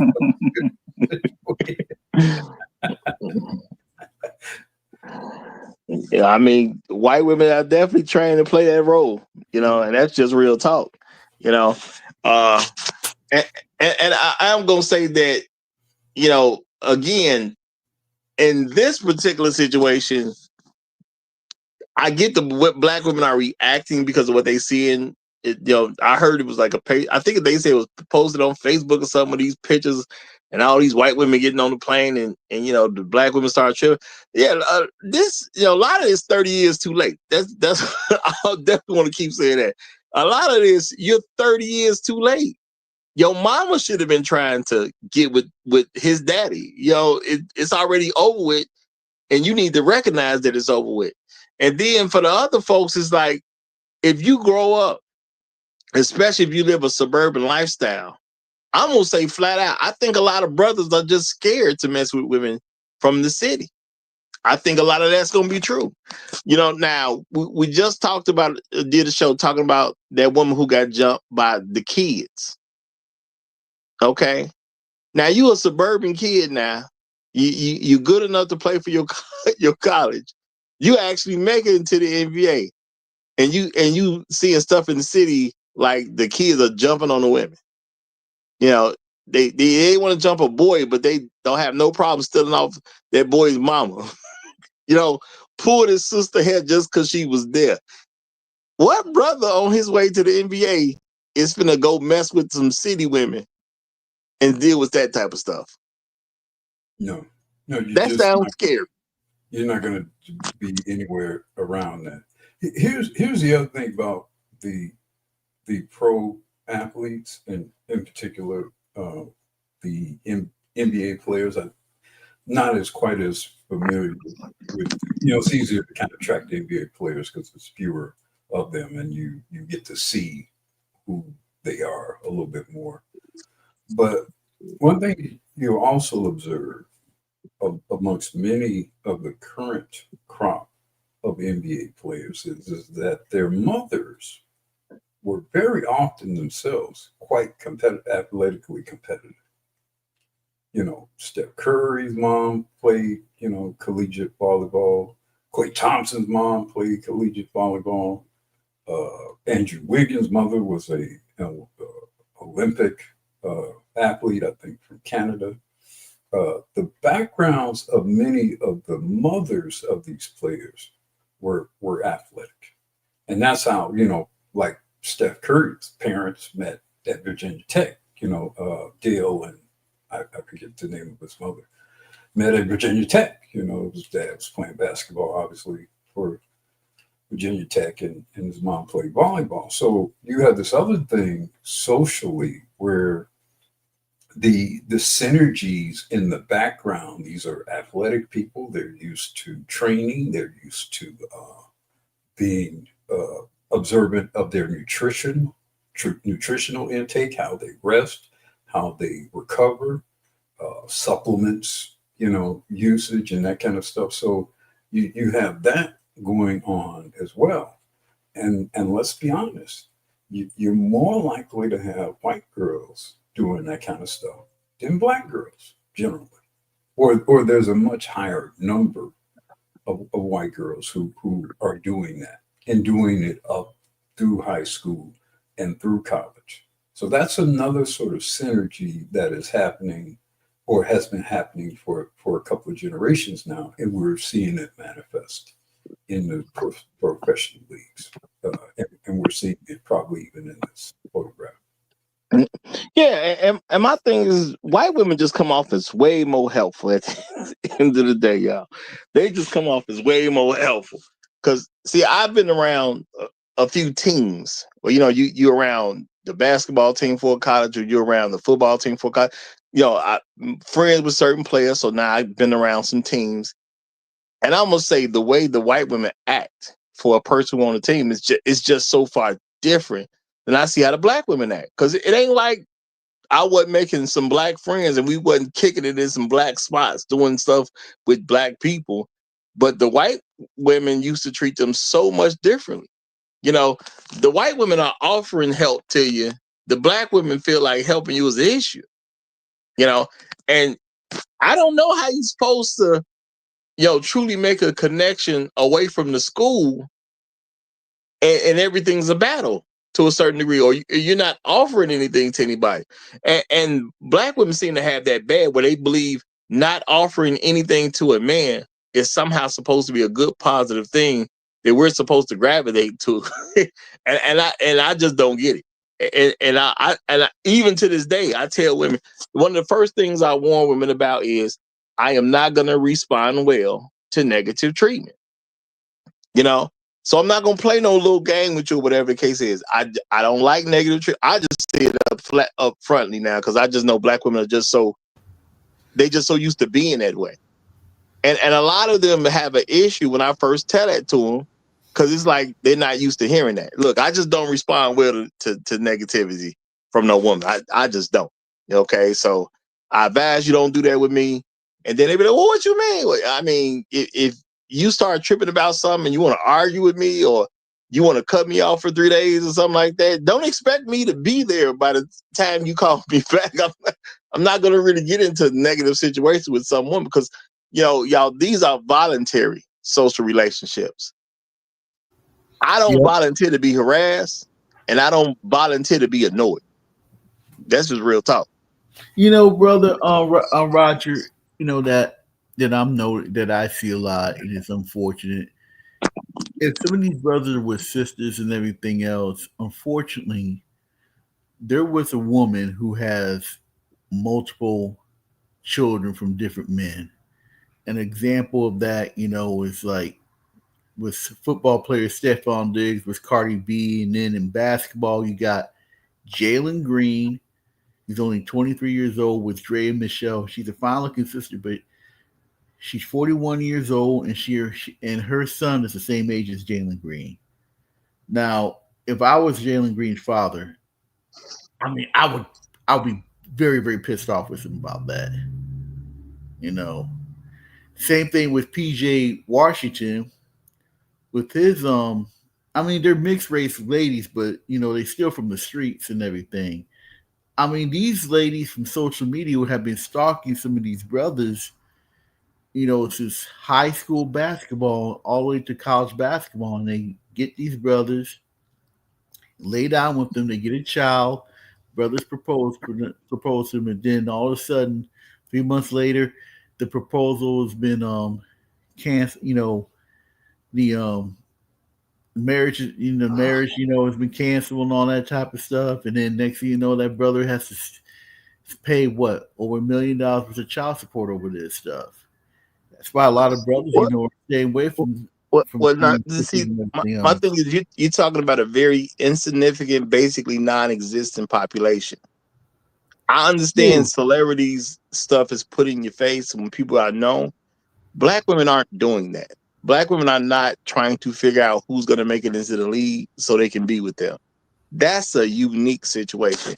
Black women usually have no clue who potential NBA players are. And just like I said earlier, let's be realistic, bro. If you're not like top 3 in the draft, they don't even know who you are. You think a black woman knows who was projected to go 5th in the NBA draft lottery? They have no clue. Now, we as men, we might read about it. We might look it up. We might watch some sports TV and we see somebody who's projected to go there. We might know who it is. They ain't got no clue who these people are. I'm not saying what you said didn't happen with that one particular, but she the only one that has that story. PJ Washington was somebody who old girl went after she known he was playing in the NBA. That wasn't no before thing. Now, if my memory correct, that was nothing she was doing beforehand. He was already in the league, so now she wanted to do something with him. Dre Michelle is the only woman I've ever heard of that actually was going after this guy because it was basically a for show thing. He was going into the NBA. That ain't how black women operate. They want guaranteed stuff. And the thing is, they ain't gonna do the research to find out who's the next potential superstar, something like that. So they're just not gonna do that stuff.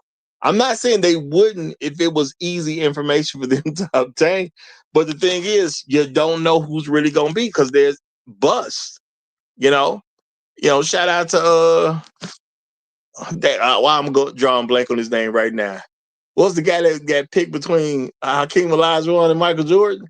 Bowie. Bowie, 3rd overall.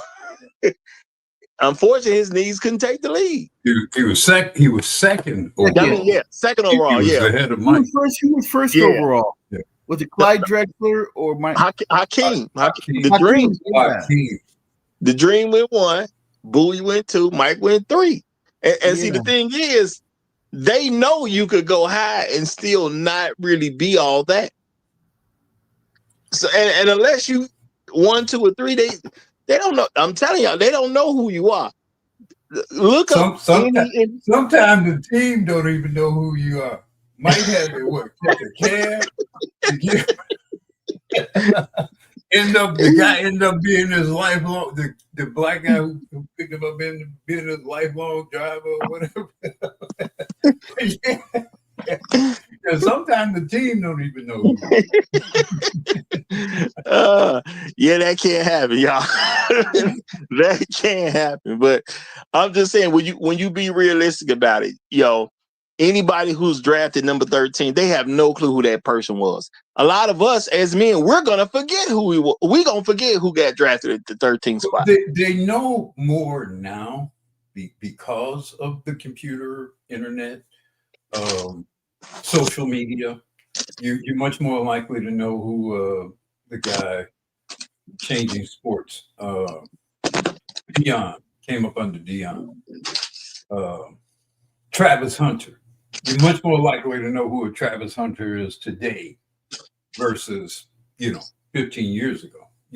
Lay people who aren't who aren't really involved because he had a kind of dumb social media channel with his I guess she's now his wife. But, so they can learn stuff today that they did not necessarily know, like I say, 10, 15, 20 years ago. Look, if a black girl is ambitious and have the right family background, she has a shot. But she does have to kind of behave like these white girls behave to some degree in middle school and high school. And you do have a few of them that do. It's just not going to be that many of them. And I do think if she has an athletic background, particularly if she plays volleyball or soccer or something like that, she probably has a better chance than not, just from just the mutual admiration of being athletes. Of course, if she's on the right side of the bell curve of attractiveness, that helps a lot as well. So there's a path, but it's just not a path that either many of them can travel or are really motivated enough to travel. Yeah, and I'm gonna say shout out to Travis Hunter, but even by that young lady's own admission, when Travis first tried to talk to her, she wasn't studying dude. Somebody had to tell her who he was. Yeah. It was mostly him being especially interested in her. That is the reason, I guess, why they were able to kind of endure, at least up to this point. Yeah, so it's look. I just think that they should be much more concerned about the broader population of black men who are increasingly marrying non-black women than they are a very handful of. I mean, there are how many basketball players? 350, 60, 450 at the most. I think they should be much more concerned about the other 35 billion. Probably be a little easier. Yeah. It probably would be a little easier. And to me, that is part of the discussion. Like, you worried about some guys getting on the plane, but you never put yourself in position to be the woman who would even end up getting on this plane. And y'all tell men all the time, you don't want them because of this, and that. And these are just niggas with jobs to y'all. Now, I know to us as men, they're NBA players, respectable people. We give them a certain level of respect for being able to earn the type of money that they're going to earn and things like that. And we respect them as men. But to women, these just niggas with jobs. It's just they got a high-paying job and some fame come with it, so they want to take advantage of the high-paying job and they want to take advantage of his fame. But they still niggas with jobs at the end of the day, you know? So, you know, when you start thinking about it more at that level, you can kind of understand why black women are doing some of the things that we see happening with black men, you know, even at an NBA level, you know, because, you know, shout out to Kevin Garnett. Everything cool till you out the league. Now wife got to get up out of there. You know what I'm saying? Shout out to Tyson Chandler. Everything was cool while you was playing. Mhm. But now that you're not playing no more, it's time for me to move on. You Well, know, so and that's the cautionary. You know, everybody's on this photo. Everybody's smiling now, but like you say, you know, a bad injury or well, I don't. You know, the NBA players make so much money; they have guaranteed contracts. You know, they're not gonna. You have to. Well, you have to make a lot of bad mistakes to end up broke coming into the NBA today. You have to make some huge. Now you can be a Kareem or something, you know, 30, 40 plus years ago, have a bad accountant, whatever, and end up with some trouble. But today, man, you gotta be throwing money out in the middle of I-95. You end up Yeah. Roger. Roger. go ahead, Let man. me throw out this, right here. Well, let me I'm read it real hoping. quick. Let me read it Oh, real yeah, quick. yeah. Go Shout ahead, out, read shout that. out to Gregory Scotland. He said, "Hey Roger and Uru, black women are following men to Thailand, Japan, Colombia, and the DR, And all right. Brazil too. Yeah. But I was going to add too, Russell Wilson. I hope I'm wrong. I hope they're together after 5 years, Russell Wilson and Sierra. Because I have a feeling that after 5 years, when all said and done, they might end up splitting. That's No, just my guess.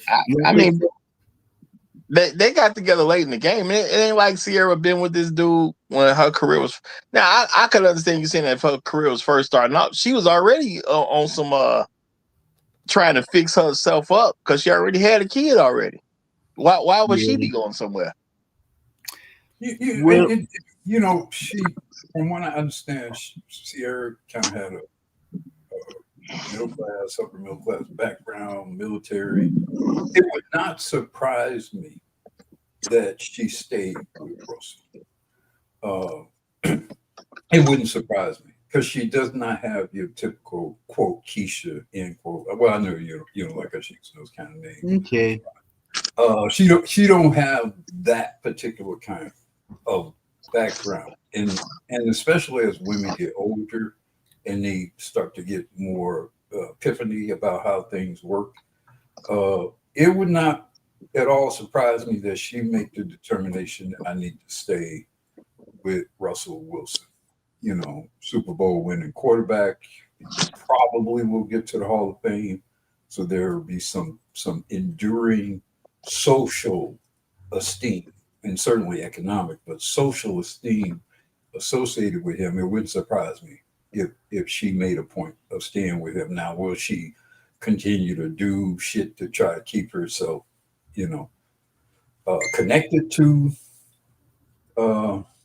We got to come up with another name, but would she Shanae? Okay, or will you Shanae?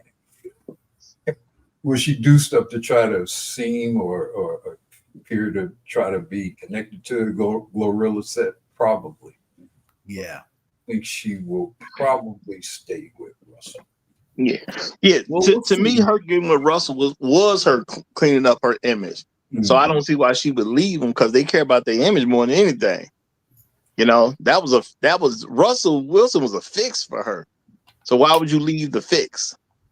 Right. No, I agree. We'll You know, see. We'll see. I mean, that's not like impossible. She a sister. It just sounds like she just gives me that Ashley Curry vibes to some extent, or Tia Mari. just gives me that vibes of that. Okay, cause I'm gonna say because Ashley Curry, it's Aisha Curry, but she ain't went nowhere. Curry. You know what I'm saying? I mean, and I ain't finna get into the stuff that supposedly is going around her right now because I am aware of it, but she ain't chose to go nowhere herself. You know what I'm saying? Because see, the thing about women is they will leave men, but they have this ideal of who can I get behind the guy I'm with now. That's why I said, from Jump Street when the whole That's why I reference particularly to Russell's accomplishments, because you're right. There aren't a lot of black Super Bowl winning quarterbacks possible. Hall of Fame.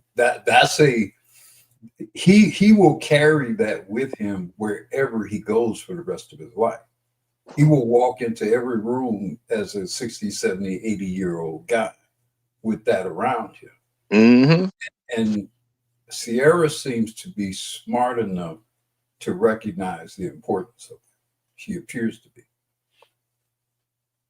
Yeah, and even when y'all crack some jokes, it might have been Hot Sauce who was saying it about.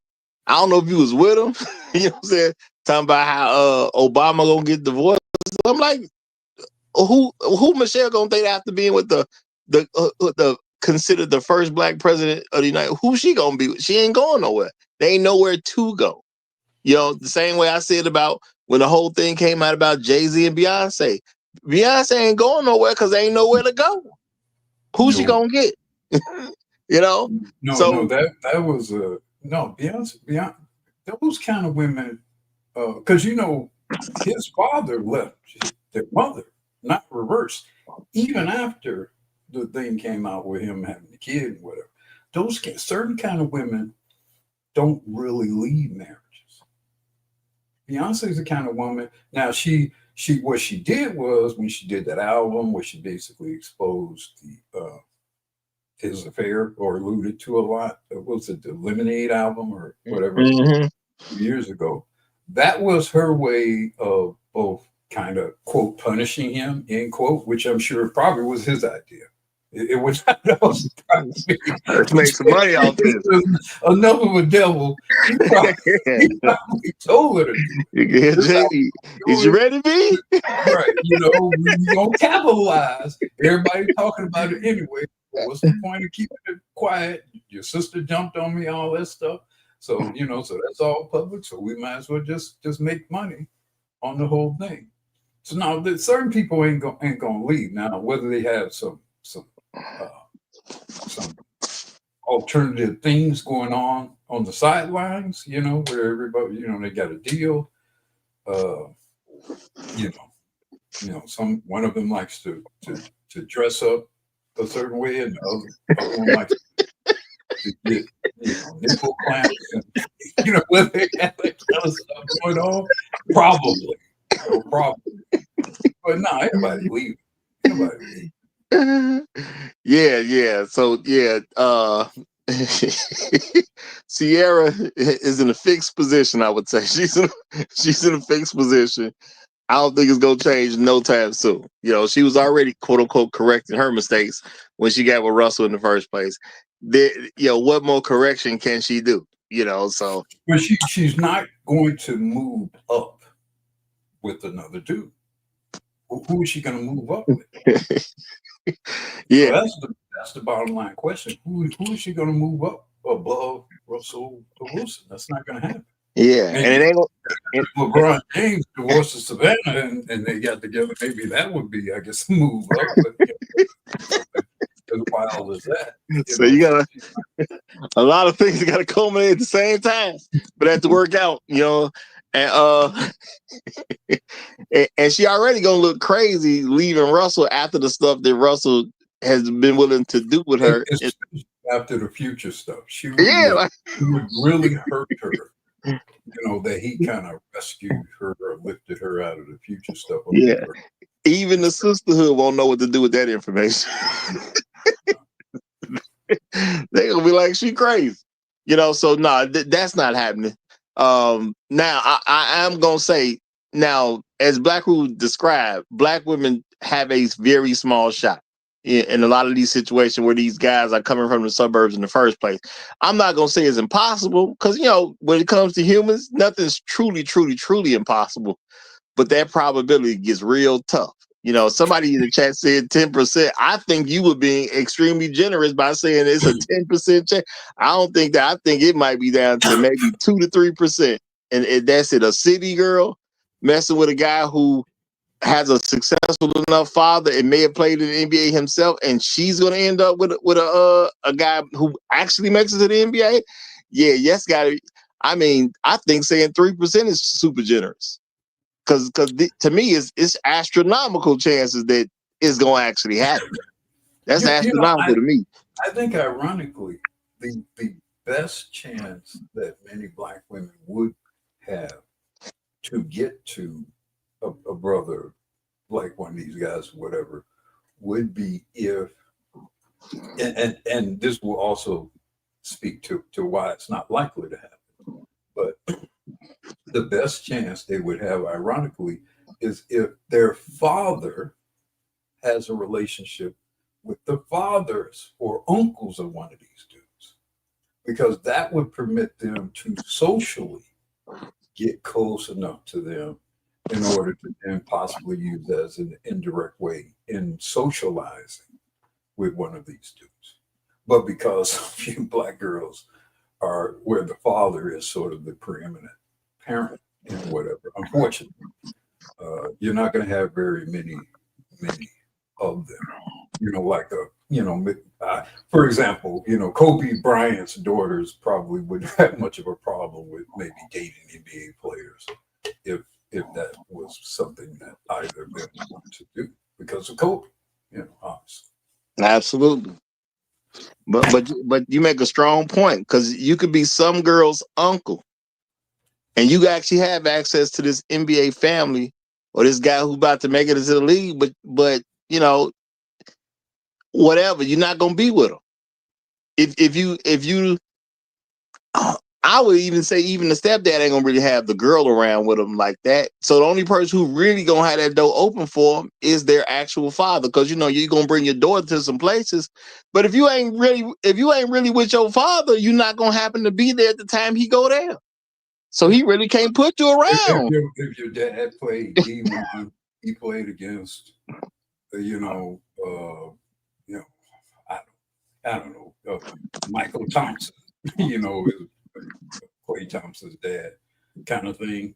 Although this is generations away, so I would have to be able to recall somebody a little bit younger than Michael Thompson, I guess, because Clay himself is aging out of the league. But some comparable sort of thing. Went played college with Michael Thompson, his daughter met Clay, that kind of thing. That way you could sort of indirectly. You could say Derrick Rose right now. Derrick Rose got friends. Okay. He'll be around NBA things. You know what I'm saying? Maybe he has a son to go to the NBA. Your daddy could be his friend, but if your daddy ain't raising his daughter in his house, what's the chance that he gonna be kicking it with Derrick Rose and his son that may end up going into the NBA one day, and you ain't even in your daddy's house? When your daddy gonna ever take you over there? Yeah. It just is what it is. One of the many demerits of being a bastard. But I'm gonna let Truth tell it. Go ahead. Yeah. Truth, what's going on, my brother? How you doing? Good morning. Happy Thanksgiving to you folks. Or sorry, good afternoon. Happy Thanksgiving to everybody. Whoa. Hope everybody's going to. Yeah. Oh, all right. Happy Thanksgiving. Okay, ain't gonna be no show tomorrow, y'all. Ain't gonna be no show tomorrow. He's like, I got a food appointment. I ain't gonna be able to make it. Yeah, okay. I will be back Friday. Y'all enjoy y'all Thanksgiving. I will be back Friday. Y'all enjoy y'all Thanksgiving. Real talk. I would just say that honestly, this is a clear sign of Black women's inability to compete. And that is just an overarching description of the entire problem that they have. What y'all was just talking about, having connections to be able to connect with these young men, being in the places where these young men are. doing things appropriately to attract these young men, keeping these young men once you have their attention, right? Be able to be able to convince them that you are marriage material versus something else, right? These are all things women normally use to compete for these kind of men. Now, these white girls, the lovely ladies, they got the connection, and uh, their image is on their side right now compared to some other ladies floating around out here. Is why they're going to be winning, because black women will not compete on any way, shape, or form. They don't compete with their image. Don't compete with their efforts. Tell me this. Everybody on this panel right now knows black women. Have you ever heard your sister, your cousin, your friend, your auntie, your whoever talk about how they can get a quality man outside of college? You ever heard of a woman suggest a place to go to, or suggest a function she could go to, or a friend of a friend, or a parent that can, hook her up with somebody of quality? Have you ever heard women talk like that? Nope. No. Anybody? No, they used to. They used to. They used to. When I But was young. but you know what that is? 30 years ago. That's called competing.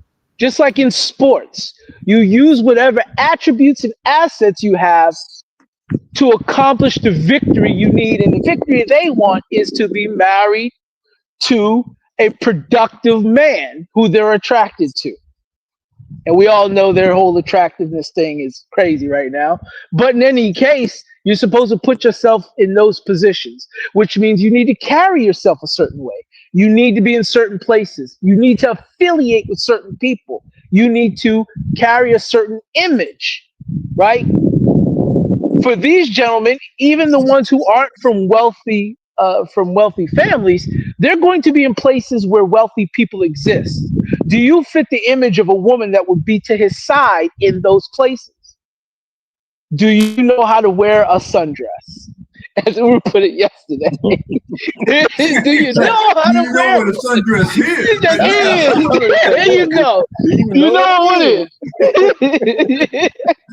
So, I mean, they're not competing. So that means they are. If you're not competing, that means you already conceded to losing. Good luck, ladies. Stephanie over there is getting it in. Good luck. I mean,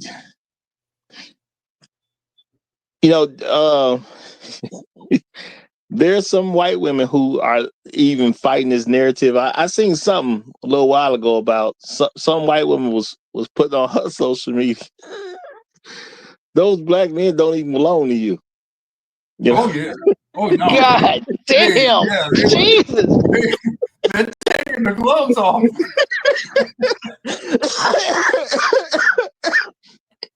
Yeah, Joe. I remember doing something. Yeah, that was on TikTok too. When somebody did that. Now I didn't watch the whole thing. It's like I ain't got a whole lot of commentary about it. I just know she was saying something about those men don't even belong to you. As the British say, they're getting very cheeky. They're getting very bold. Because they used to kind of whatever, we're gonna kind of do the sort of ninja quiet approach, but now they're all out front and bold with it, and they doing their Pilates and they working out and they doing their self-defense stuff. So they can do some hands or something. I don't know. Listen, that's has anybody been in a position that you've heard the most disrespectful thing ever told to you, and you couldn't even rebut it because you was like, God, that shit is true. Shit. Well, damn. You're right. No. I mean, and it's international because obviously you had the other woman, the German woman, and she was very sort of boldly declaring, how unfit, I guess, black women are, and there is a shifting, and obviously the players, because of their wealth, their fame, their profile, they're going to kind of really sort of accentuate it. But it is signaling a broader divergence between population of black men and black women, and black women are starting to represent something that you avoid, that you ignore, that you essentially separate yourself from. And a lot of men of certain background, black men of certain background, they make a point to not be where they presume a high number and percentage of black women will be. They make a point of that. And they don't necessarily talk about it very much, because part of the best way to deal with black women for your business interests, your career interests, or whatever, very often is to do what you're going to do without necessarily being particularly public about it. But when you hear black women say, well, where are the black men at? Where are the men, et cetera, whatever? No, they are actively avoiding you. They are strategizing and planning their life in a way to minimize the impact that you will have on their lives. Man, I think we're in the middle of the greatest game of hide and go seek that has ever been played in history. It's so many players. People don't know who the players are. But it's hide and go seek. We done took it back down to the basics right now, y'all. We done got it down to the basics. But Red Pill Sleeper Cell is here, so let me let him get in. You got it, my brother. How you doing? Hey, what's up, Roger? Trying to run our Uru chat. What's good, brother? Uh, good. I could give the best example. Where I work at, I'm white collar, and all my friends are hiring in blue collar, white collar workers, and especially at my job, all the brothers have other wives. There, you got Caribbean, they have their Caribbean wives, Indian, they have their Indian wives, but with the brothers, they have others. And even with the low level blue collar workers, they're not even messing with them right now. It's just, this is going to be a college course in the future. What's going on? This dynamic is very interesting. What's going on? And I'm Gen X, and this is happening with Gen X all the way down. They're just not messing with them. So, I think they brought it on themselves at the end of the day. And I definitely will say, I ain't going to say it's overtaking yet, but I've been to two brothers' weddings that's like, I'll say, just to be safe on the age, I'll say 30 and down. Okay. The one got married to a black woman, the other one got married to another. Okay.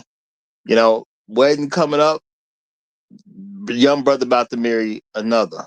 Okay. So like I'm seeing it, you know what I'm saying? I ain't going to as many weddings as I used to go to. I would definitely say that, but the ones that look like they gonna happen, it's starting to shift to the others at this point, So I already been to a couple of them where they marrying into others now. And I expect that's where some of the other younger brothers are gonna go too. Cause I'm thinking about my young homies, 25 and down, they messing with the others right now.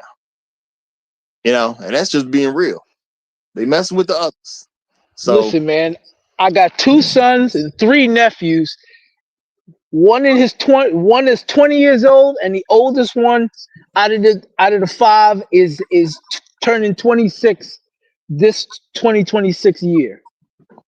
None of them niggas. I've seen them dudes mess with ladies from all fashions. Black ones, white ones, Hispanic ones, Asian ones. They don't play games. All of them is over 6 feet tall, by the way. My sons and all three of my nephews. Over 6 feet tall. Ain't nobody ugly. They don't have to bother with these chicks out here in these streets. They really don't. And when I say white girls, I mean Becky white girls. I don't mean Snow Bunny white girls. I mean Becky white girls.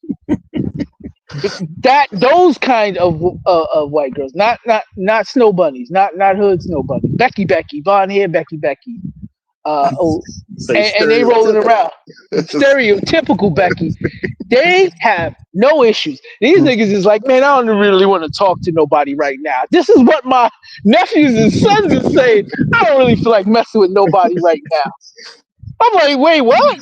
Nah, they just problems, man. I'm just trying to get on mine. This is what the 20 somethings is telling me in regards to the chicks that they mess with. I'm like, oh, you got something on the side though. Yeah, but I'm just trying to get mine.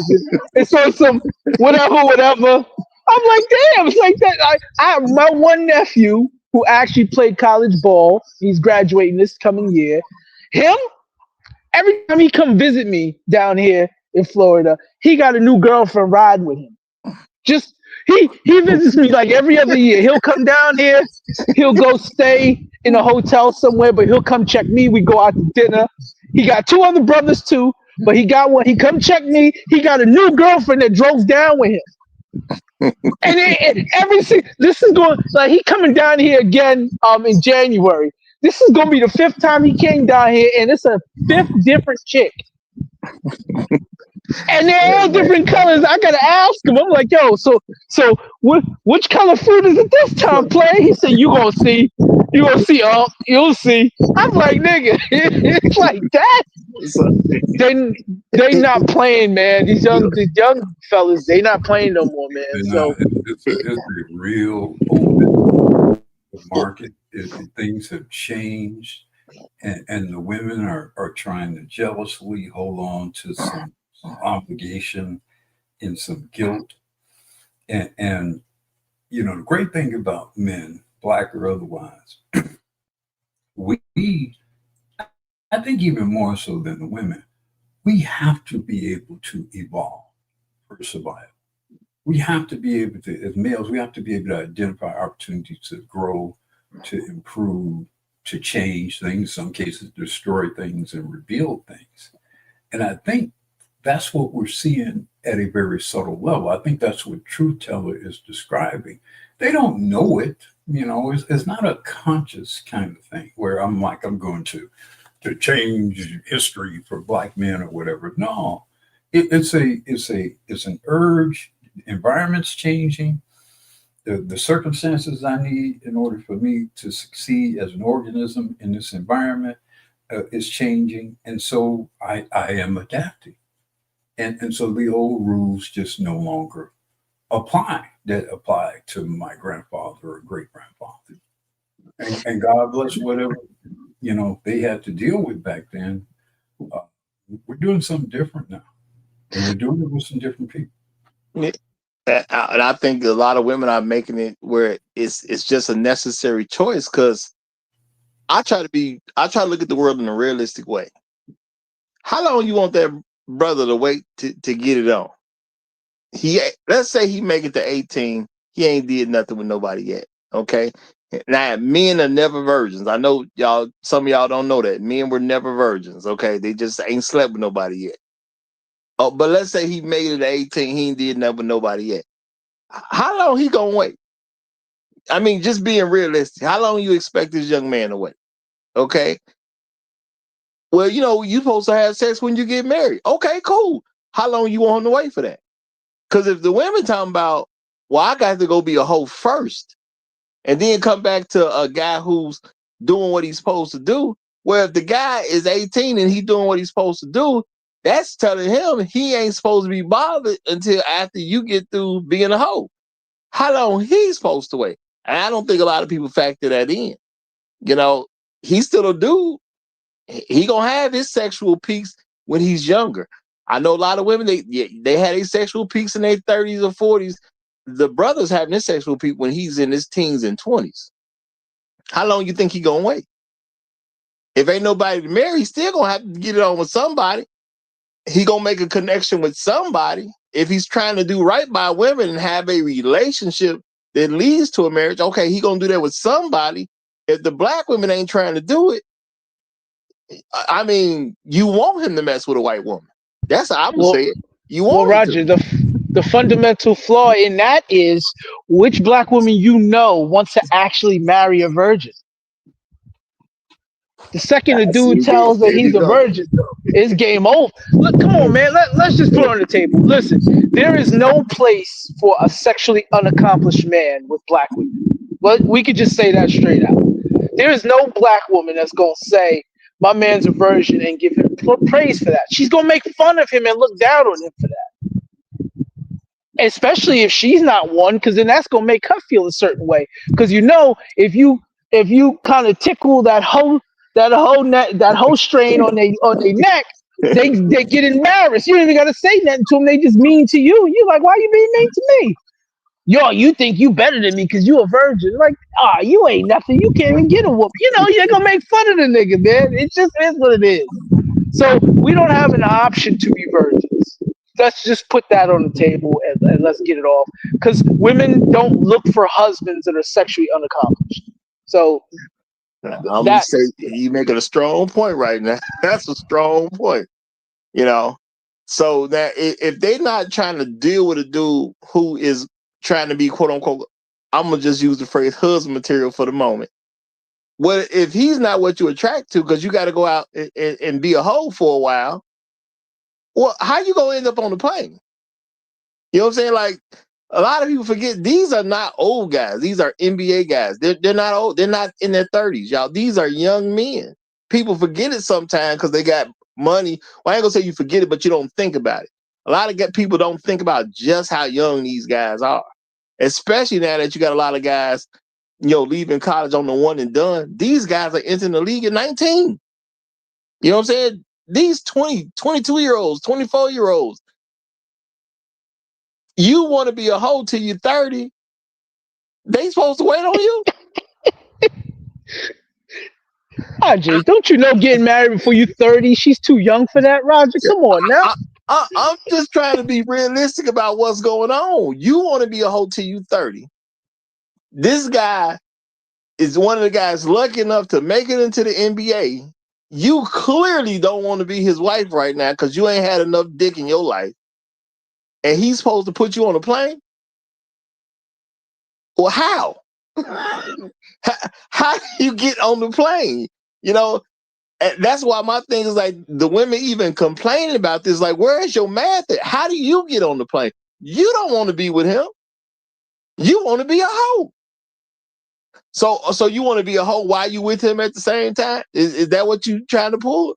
Well, you're quote unquote even a high value man, as some would say.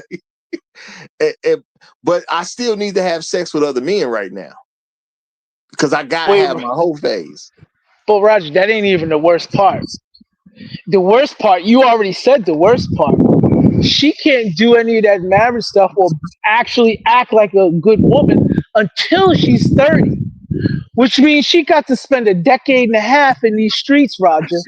Now tell me, if you practice and train for something for 12 years, Roger, are you not telling me that's going to be your life? Are you trying to say you're going to do it for 12 years and then suddenly turn around, do a 180-degree turnaround and no longer be interested in doing what you just spent a decade and a half training for? Truth. I'm going to tell you this, Truth. I'm going to tell you this. I'm pretty sure you've heard it yourself plenty of times. There have been plenty of experts who study human behavior. They say if you do something every day for 5 years, that makes you an expert. There you go. So if you spend 12 years being a hoe, it makes you an expert. So now, are you asking me, is an expert hoe supposed to turn around and stop being an expert? She gonna be something other than, why don't you say expert? She gonna be something other than a hoe? Yeah, that's a big ass right there. That is a big ass for an expert hoe to stop being a hoe at all. That's a big ass. That's all I'm saying. Now she could stop being a hoe so much and not be an expert hoe. But to get her to stop being a hoe, yeah, you that's something she gotta want. She turns into a reckless hoe, Roger. And that's when they have babies when they in their 30s because they ain't got no choice. That's when you become a reckless hoe. You still ain't converted into wifeliness because you can't do that. You done spent the last decade and a half earning your expertise in hold'em. So now all you can do is, hey, I need to get a baby and be a hoe, and I'm good to go. And somehow you're supposed to end up on this plane and end up in these pictures with these with these guys probably around the age of 20, anywhere between 22 and 25. You supposed to end up there? Now I would bet money none of these girls in these pictures are confirmed hoes. I bet money that these guys do not know they hoes. Now I'm sure a lot of brothers who play in the league, they probably got some different hoes in the area codes. You know what I'm saying? They probably do. But I don't think these are the ones they getting on the plane with. You know, yeah, I be in Indiana, regularly. But, I got my Illinois hoes. When I go play the Bulls, I got a couple of hoes I see when I go play the Bulls. I got a couple hoes down in Utah. Yeah, you know what I'm saying? I go play the Jazz. That's who I'm going to see. They can do stuff like that. But at the end of the day, the hoes ain't going to be the ones getting on the plane. Now, there's one more thing, Roger. I don't think anybody really asked, right? Because this was bring your wife to work day, basically. Right? That's what this was. It was bring your wife to work day. But are any of these dudes married to these chicks? Right? More than likely, they're not. Now, quick question. How did she earn the title of, well, you my wife in public? Right? Because in order to get that title, for him to just walk out on this tarmac or on this out of the airport with this chick and fly her on the plane means she's doing a lot better than the other hoes that's getting at him, because we know there's a bunch of hoes getting at him. But he chose her to walk out in public. So how do you get to that role? How do you get that title?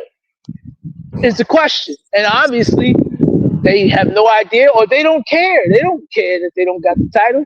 But these ladies figured out a way to get the title. I don't think none of them is married. So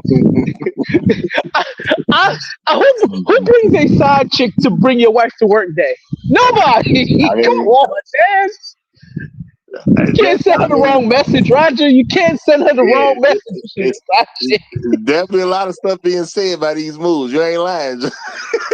A lot of stuff is being said with these moves. And now I'm gonna say this. I can get why black women are upset, because as I've said years ago on channels ago, what black woman truly believes she can compete with a white woman for a man? So, I mean, as soon as they see these pictures, it's like I'm done already. Black women, I get the complaining part, and you definitely gonna complain because don't no black woman that I've ever heard of actually believe she gonna be able to beat any white woman out on any man. And that's just keeping it real. You is not gonna hear a black woman talking about how she about to compete with this white woman for a man. You ain't about to hear that one. Well, the only way she can try to compete, Roger, is either try to look like the white woman or make herself sexualize herself so much, surgeries, wearing skimpy stuff, tattoos down her lower back, looking basically dysfunctional, so it looks like she's an easy come up in order to compete with these white ladies. There's only a handful of black women I've seen that actually went the classy approach, right? And basically, they're the ones that already had their husbands, like LeBron James's wife, Grant Hill and his wife. Just they just went that route, but the second they went that route, they found a husband. So I'm just trying to figure out why these hoes just don't learn. Listen, man, trying to look like a makeshift white woman and a hoe at the same time ain't gonna win you what you think it's gonna win you. What is wrong with y'all? Come on, man. Well, I mean, it is a choice to say I'm gonna be out there and present myself as a hoe, or present myself as a woman that you could believe was married in some picture. If somebody took a picture of me, would they believe I was somebody's wife? You don't even necessarily got to be with your husband for a person to believe that you somebody's wife. You have a decent dress on, you carry yourself well, you ain't trying to show off all your skin. You don't have a dress where it's cut out where you got enough see-through part to make sure everybody know you ain't got no panties on. You ain't got to do all that every time. You could just wear a nice sundress. If I can ever figure out what those sundresses are, I'm gonna have to research what they are because black women ain't told me. You know, okay? That's what I'm gonna have to do, y'all. I'm gonna have to get on Google. You know what I'm saying? Because I'm an older guy. I'm gonna have to go to Google and find out what a sundress is because the black women didn't show me. Ain't this about nothing? You know, thank God for technology sometimes. You know, as far as their image, who they probably should try to follow is the Asian chicks. Because when they dress, the most that they'll wear are those tennis skirts that look like they come up real high, but they ain't really got no booty, so you never see ass cheeks. So they're just really revealing their legs. Other than that, everything else is like covered up. They don't got cleavage out. They don't got half their ass out. They if goofy. we want to be They look goofy. realistic, Asians be winning, and the body just don't even be there. Right. That's the other thing. It don't even be there. How they winning? You don't even expect the body with them. It's like, well, she'll give you some other stuff. Right. You didn't expect this. You just know she won't embarrass me outside, right? She ain't gonna have the eyelashes and all of that and the crazy looking weave. And come on, man. Just ladies, man, it ain't even hard, man. Just you can have a little makeup. What happened with makeup? You put makeup on so it didn't look like you had makeup. Like people couldn't tell. Like you had makeup on, you look pretty, but they couldn't tell you had makeup on because they're like, damn, you pretty. Do you have makeup on? You can't even do that now. They reconstruct their whole face with makeup. And it's clear that ain't their real face. I've seen some, I guess they quote unquote video tutorials. It is scary what they doing with makeup out here. It's scary. Oh yeah. It's bad. Then we talk about the hair. I know a lot of brothers will say, hey, rock an afro if you got an afro. I don't like afros because I think they're unkept. You just leaving your hair out means you didn't put any effort to do it. That's me, and that's coming from a father who's had a daughter and had to do her hair myself. I have sisters, multiples of them. I have a mother who never wore a weave in my entire life, and my mother is a foundational black woman. Although she is older, my mother has never worn weave ever. It's always been her real hair, no matter what the hairstyle was. So I don't quite understand why women have such a problem wearing their own hair. If you got short hair, rock a short hairstyle. There's plenty of them. I mean, a lot of black women look good enough, truth be told, they can literally be bald and still be fine. But that is true. I don't know what the issue with the hair is either. And I do argue with them, and I guess I'm somewhat jabbing a little bit when I keep telling them that white women don't wear weave. You know, you making them mad, right? So they can't talk to you. I'm trying to let them know how we see it. White women don't wear weave. And I use somebody like a Scarlett Johansson because she's been in the movies. Now we done seen it with long hair. We done seen it with short hair.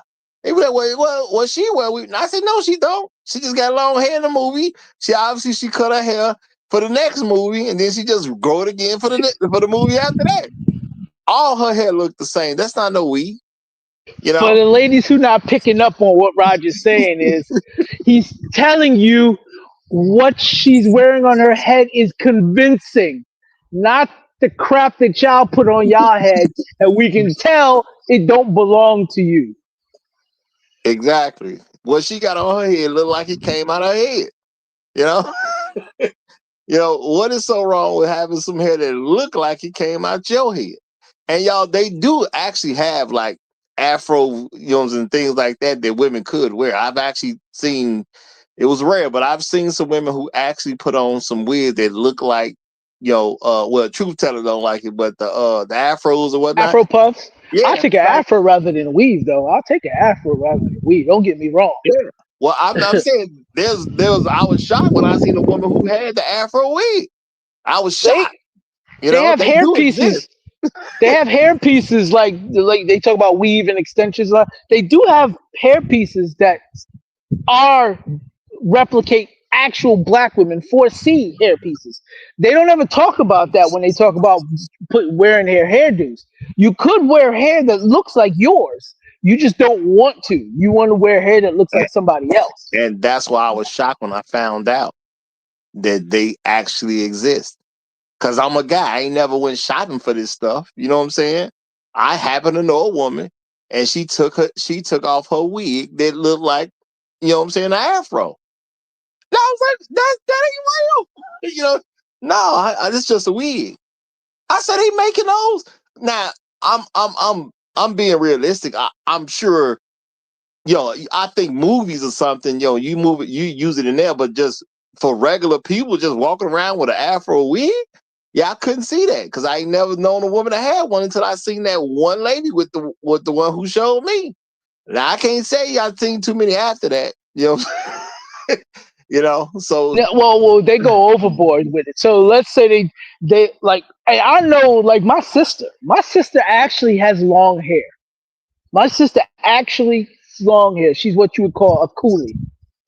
My sister has long hair, and she be wearing weave and wigs. And I said to my sister, I'm like, you have hair. Why are you wearing this? My sister told me it's a protective style. Roger, I laughed so hard when she told me that. I was like, you do realize your hair is protecting your scalp. So you're telling me you wearing a protective covering for the thing that's a protective covering for your head? And she just kept going back to it. I'm just like, wait, what?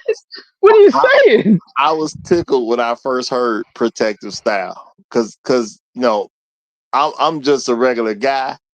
When you said protective style, the first thing that gonna come to mind is protect you from what? From what? Yeah, I said the same thing, Roger. Yeah. I was told nature. Yeah, I was told nature, Roger. That's what I was told. I was told nature. I said the same. I said protect from what? She said nature. I was like, nature? What are you talking about? She was like, the cold, the heat. I was like, so what? You don't do your hair every day? And she was like, that's a lot of work. I was like, wait, what? You don't do your hair every day? So I was like, you're nasty? Is that what you're saying? Well, at least she gave you nature. At least she gave you. She said nature. She's like, in the summer when it's humid, your hair will frizzle up. And in the cold, it'll make your hair brittle. And I was just like, if your hair getting brittle, don't they got conditioning cream for that? Ain't you supposed to take care of your hair? This is the wild part for me. When I found out about a protective style, now I'm a student in programs that you don't have to do. The students who are attending these programs, we are going to stuff early, doing stuff that we are not required to do. We all good. These A, B students, if not just A students, there's a bunch of smart people. So they said something about protective style. This is high school stuff when I first heard this protective style. So I say protect from what? But they couldn't tell me what the what is. And I'm like, hold on now. We all smart kids here now. We all smart, okay? We've been separated from people now. Come on now. Am I in the right class? I might be in the wrong class. Yeah. I'm just trying to figure out what is protecting you from. That's all I'm trying. I'm not even trying to get smart with y'all, right? I'm trying to really understand what are y'all being protected from. I'm like, is y'all getting protected from UV rays or something? Like, what is we doing? What are we talking about? And they all looking dumbfounded. I'm like, y'all telling me this is a protective style and y'all can't even tell me what it's protecting you from? Because that don't make sense to me. Now, yeah, we go to classes where you got to give out essay answers, man. You know what I'm saying? Like, we not dumb kids. You should be able to tell me what you're being protected from. If you're going to tell me that's a protective style, you got to tell me what it's protecting you from. So, now, I don't know who came up with protective style, but they're using it, Roger. Whoever that is a liar. But the other thing is that what they don't recognize is Becky's mentality is completely opposite. Becky's just doing her hair, sometimes doing it, sometimes not doing it. And when it's time to go out, she makes sure she does it so it look nice. And then Becky's moving along saying, hey, this is me. Why would I do all of that? While the sisters are saying, I got to look like Becky. And they're trying to change their look lighten their skin, make their hair like this and wear this kind of style because I got short hair, destroying their own scalp, by the way, while they're doing all of this. So you're not gonna have no hair. And us is over here like, yo, why y'all doing this? We only like your own hair. We don't need you to try to look like Becky. That ain't even in the prescription that we need. We want you to look like you. We But never asked you to put that on. yeah, but their own projection. It's not that they think we like it. They like it, so they want us to like it because they like it. Don't fall for the, y'all only like white women. No, they know that they like white women. So therefore, you're supposed to like them for however they are, which is why if they're overweight, you're supposed to like them. If they got a bunch of kids, you're supposed to like them. If they're ugly, you're supposed to like them. They're beautiful because they're a black woman. You're just supposed to like them no matter what. And they want to look like Becky, so you're supposed to like them when they're trying to look like Becky too. And this is why Becky's winning. Because y'all didn't even got to do all of that. Honestly, truth be told, y'all got Becky beat with us anyway. Well, I'm gonna say shout out to Mr. Trail Bentley. He say Becky doesn't even shout. Now I'm gonna say this. Thank you, Mr. Bentley. I remember when a young lady told me, because I had never thought about it. I was talking to her about hair. She's like one of the women who went natural. So now she's talking about hair and all this stuff she found out about hair, and this wasn't good when she was growing up, and she don't do none of that stuff no more, and all this type of stuff. And I started asking her about washing hair. Now I've said this stuff before, and she told me, no, black women don't wash their hair. No, I said no. I said, because I asked, I said, how y'all wash your hair? She said they don't wash their hair. I said, no, you know how well, I know me and we take showers mostly or whatever. A lot of y'all will shower. Sometimes y'all take a bath. I'm talking about like when you do your daily stuff and you wash your hair. How y'all wash your hair? Because y'all always trying to stop it from getting wet. And she said they don't wash their hair. And I'm sitting there like, no, I'm saying you get up in the morning, you brush your teeth, you you get ready for your day. How do you wash your hair then? Because I just couldn't connect to black women don't wash their hair. Like that sounds so foreign to me. She could not have understood the question. That's how my brain went. She just couldn't have understood the question. Let me ask a couple other times so she can clearly understand what I'm saying. And I know she new to this natural hair thing. Maybe she just ain't connected, but I'm not trying to get too personal, but you know how you go into a bathroom and you get naked, you take off your clothes, you get into the shower, you take a bath. Like I'm talking about the hygiene thing we do on a regular basis. No, black women don't wash their hair. No, and they'll tell you because it damages, washing their hair damages their hair, Roger. That's what they tell you.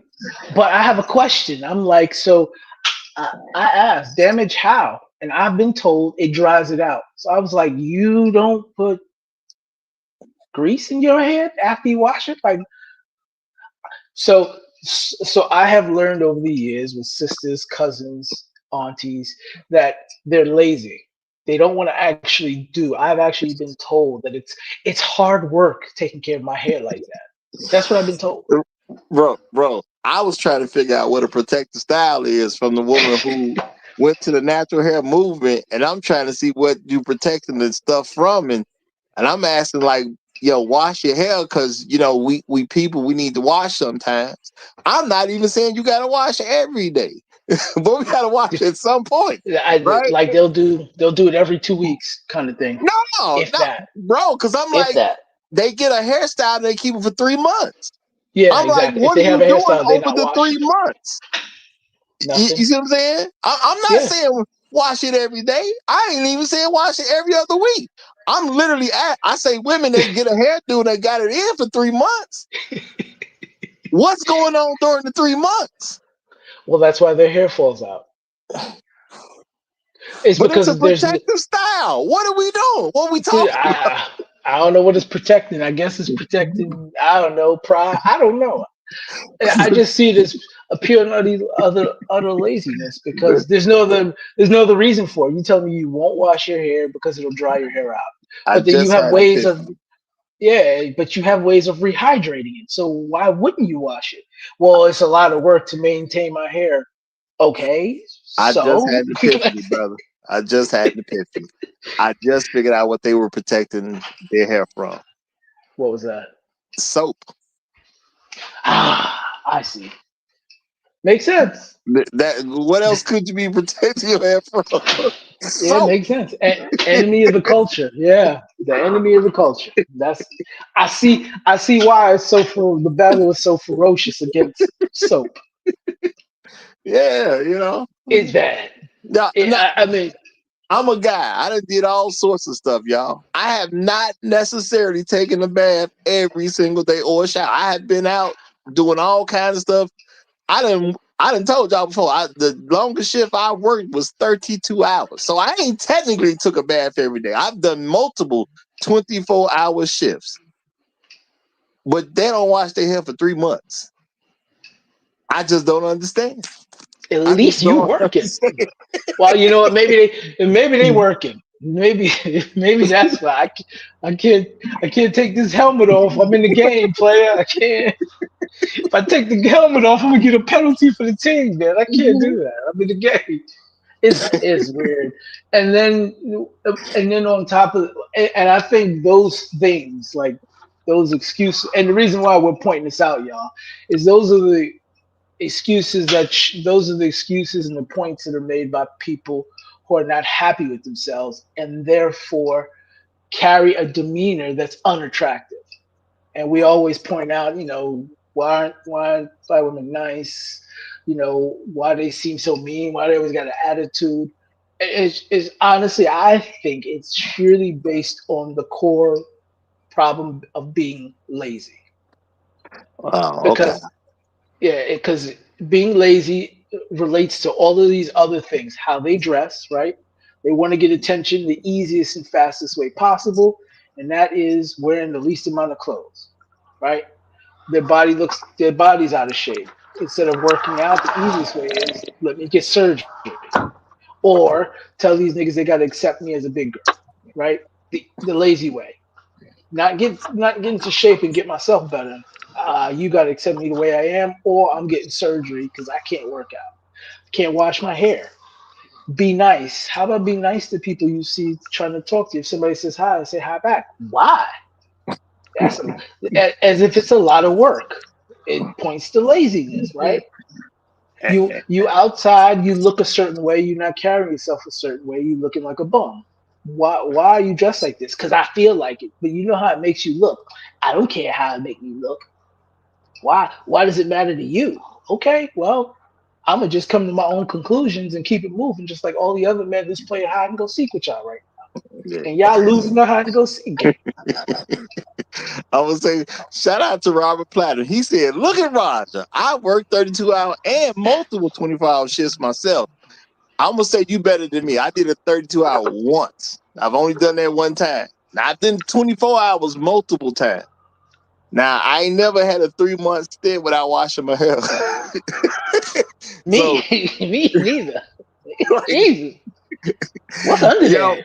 When I actually put that thought together, so you mean they ain't washed their head in 3 months? Like that? Now, I'm grown when I find this out, y'all. I'm grown. I'm thinking I probably was at least in my 30s when I pieced this together that they ain't washed their head in 3 months. And I just don't understand why Black women who are, I'm going to say normally the cleanest people. Let's be realistic, y'all. Who cleaner than Black women? Because now I understand that every Black woman ain't clean, but I'm saying from a general concept, when you talk about people being clean, Black folks make an issue about being clean. We definitely make an issue about being cleaner than other people. And even amongst us, when it comes to men and women, the women make an issue about being cleaner than the men. So for me to piece all that together to find out Black women ain't washing their hair for 3 months, that was like a revelation to me. I just didn't get it. It took a while for it to really sink in that these Black women who we believe, at least I believe is the cleanest people, didn't wash their hair for 3 months. And I guess it was all because of that protective style. But let the Great Black Reset get in here because we ain't got a whole lot of show left. but he decided to come up when he want to. Y'all know how that goes sometimes. Some folks just come when they want to. You know what I'm saying? Yeah. Thanksgiving tomorrow, he just doing what he wants to. You know what I'm saying? Hey man, But they call yeah. it fashionably late, man. They call it fashionably late. You know what I'm saying? It's all good. You hear? You I hear? hear you up. I hear you up here trying to act like you don't understand that these women ain't hygienic anymore. There was a time that they were very, very clean, and they set the standard for cleanliness. I remember they used to pick at white women for not washing the meat that they eat and all kinds of stuff. I remember that. That days are gone, Roger. They gone. Bro, everything that they're doing, just like True Teller was saying, is laziness. The nails, the hair, everything, bro. They are covering up the fact that they don't want to work out, the fact that they don't want to groom themselves, and all this other stuff. Um, it used to be something else. All this stuff used to be something else, but now it's pure and utter laziness.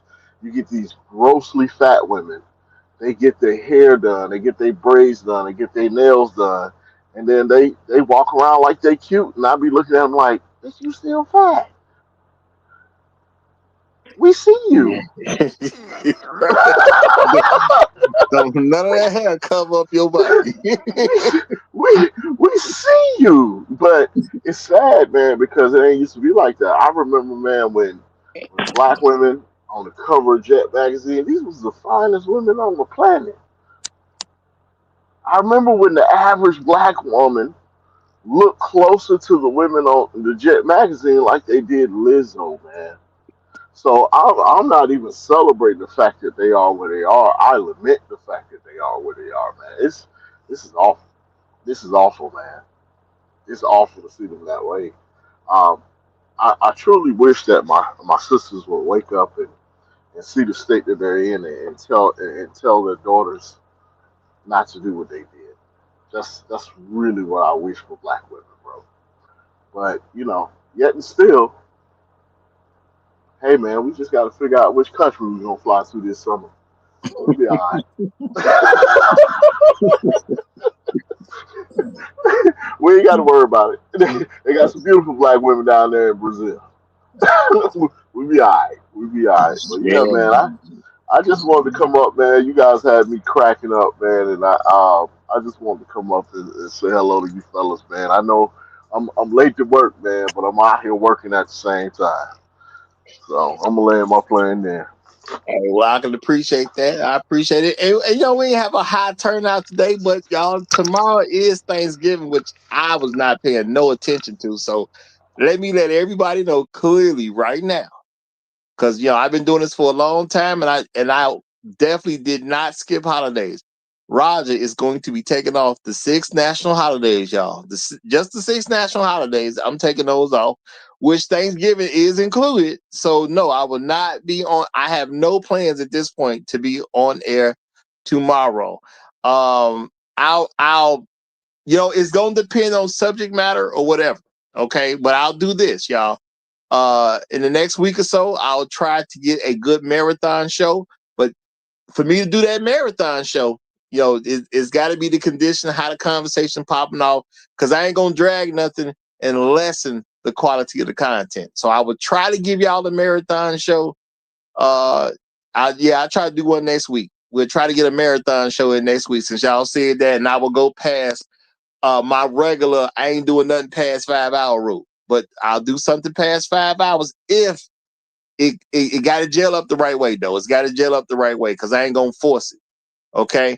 Now, when it comes down to it, y'all, I plan to be back Friday. Okay. Yeah. Y'all got to let me have the sixth national holiday, y'all. I've been doing this a long time, and I've been on all these holidays, so y'all got to let me have these 6 national holidays. That's all I'm asking for. All right, so I'll be back Friday. Now, if you are new here and you ain't already subscribed, make sure y'all subscribe. I had something fun coming up for tomorrow. Maybe we do that Friday. Maybe I change what I do. I don't know, because now I got to see But no, I have no plans on coming on air tomorrow. So I'm gonna say, y'all, enjoy somebody else tomorrow. Okay, enjoy somebody else tomorrow. Have emergency. Nah, Raj, you only get Sundays off.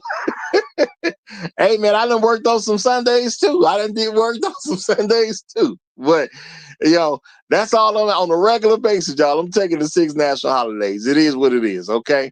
But since you just came up to say that, I'm gonna get ready to close this out because we close to the 3-hour mark anyway.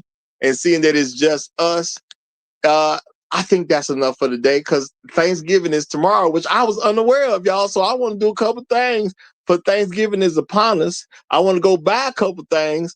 Stuff gonna be closed tomorrow. So I got to go do that stuff right now. I ain't even realize it, but it's some stuff I got to go buy right now because things gonna be closed tomorrow. So I appreciate y'all.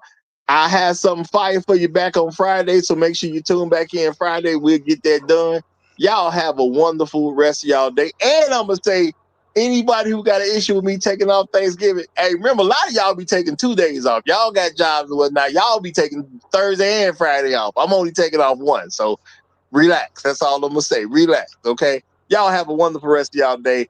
Long live the habitual line steppers. I'm Roger. I'm right. And I'm out.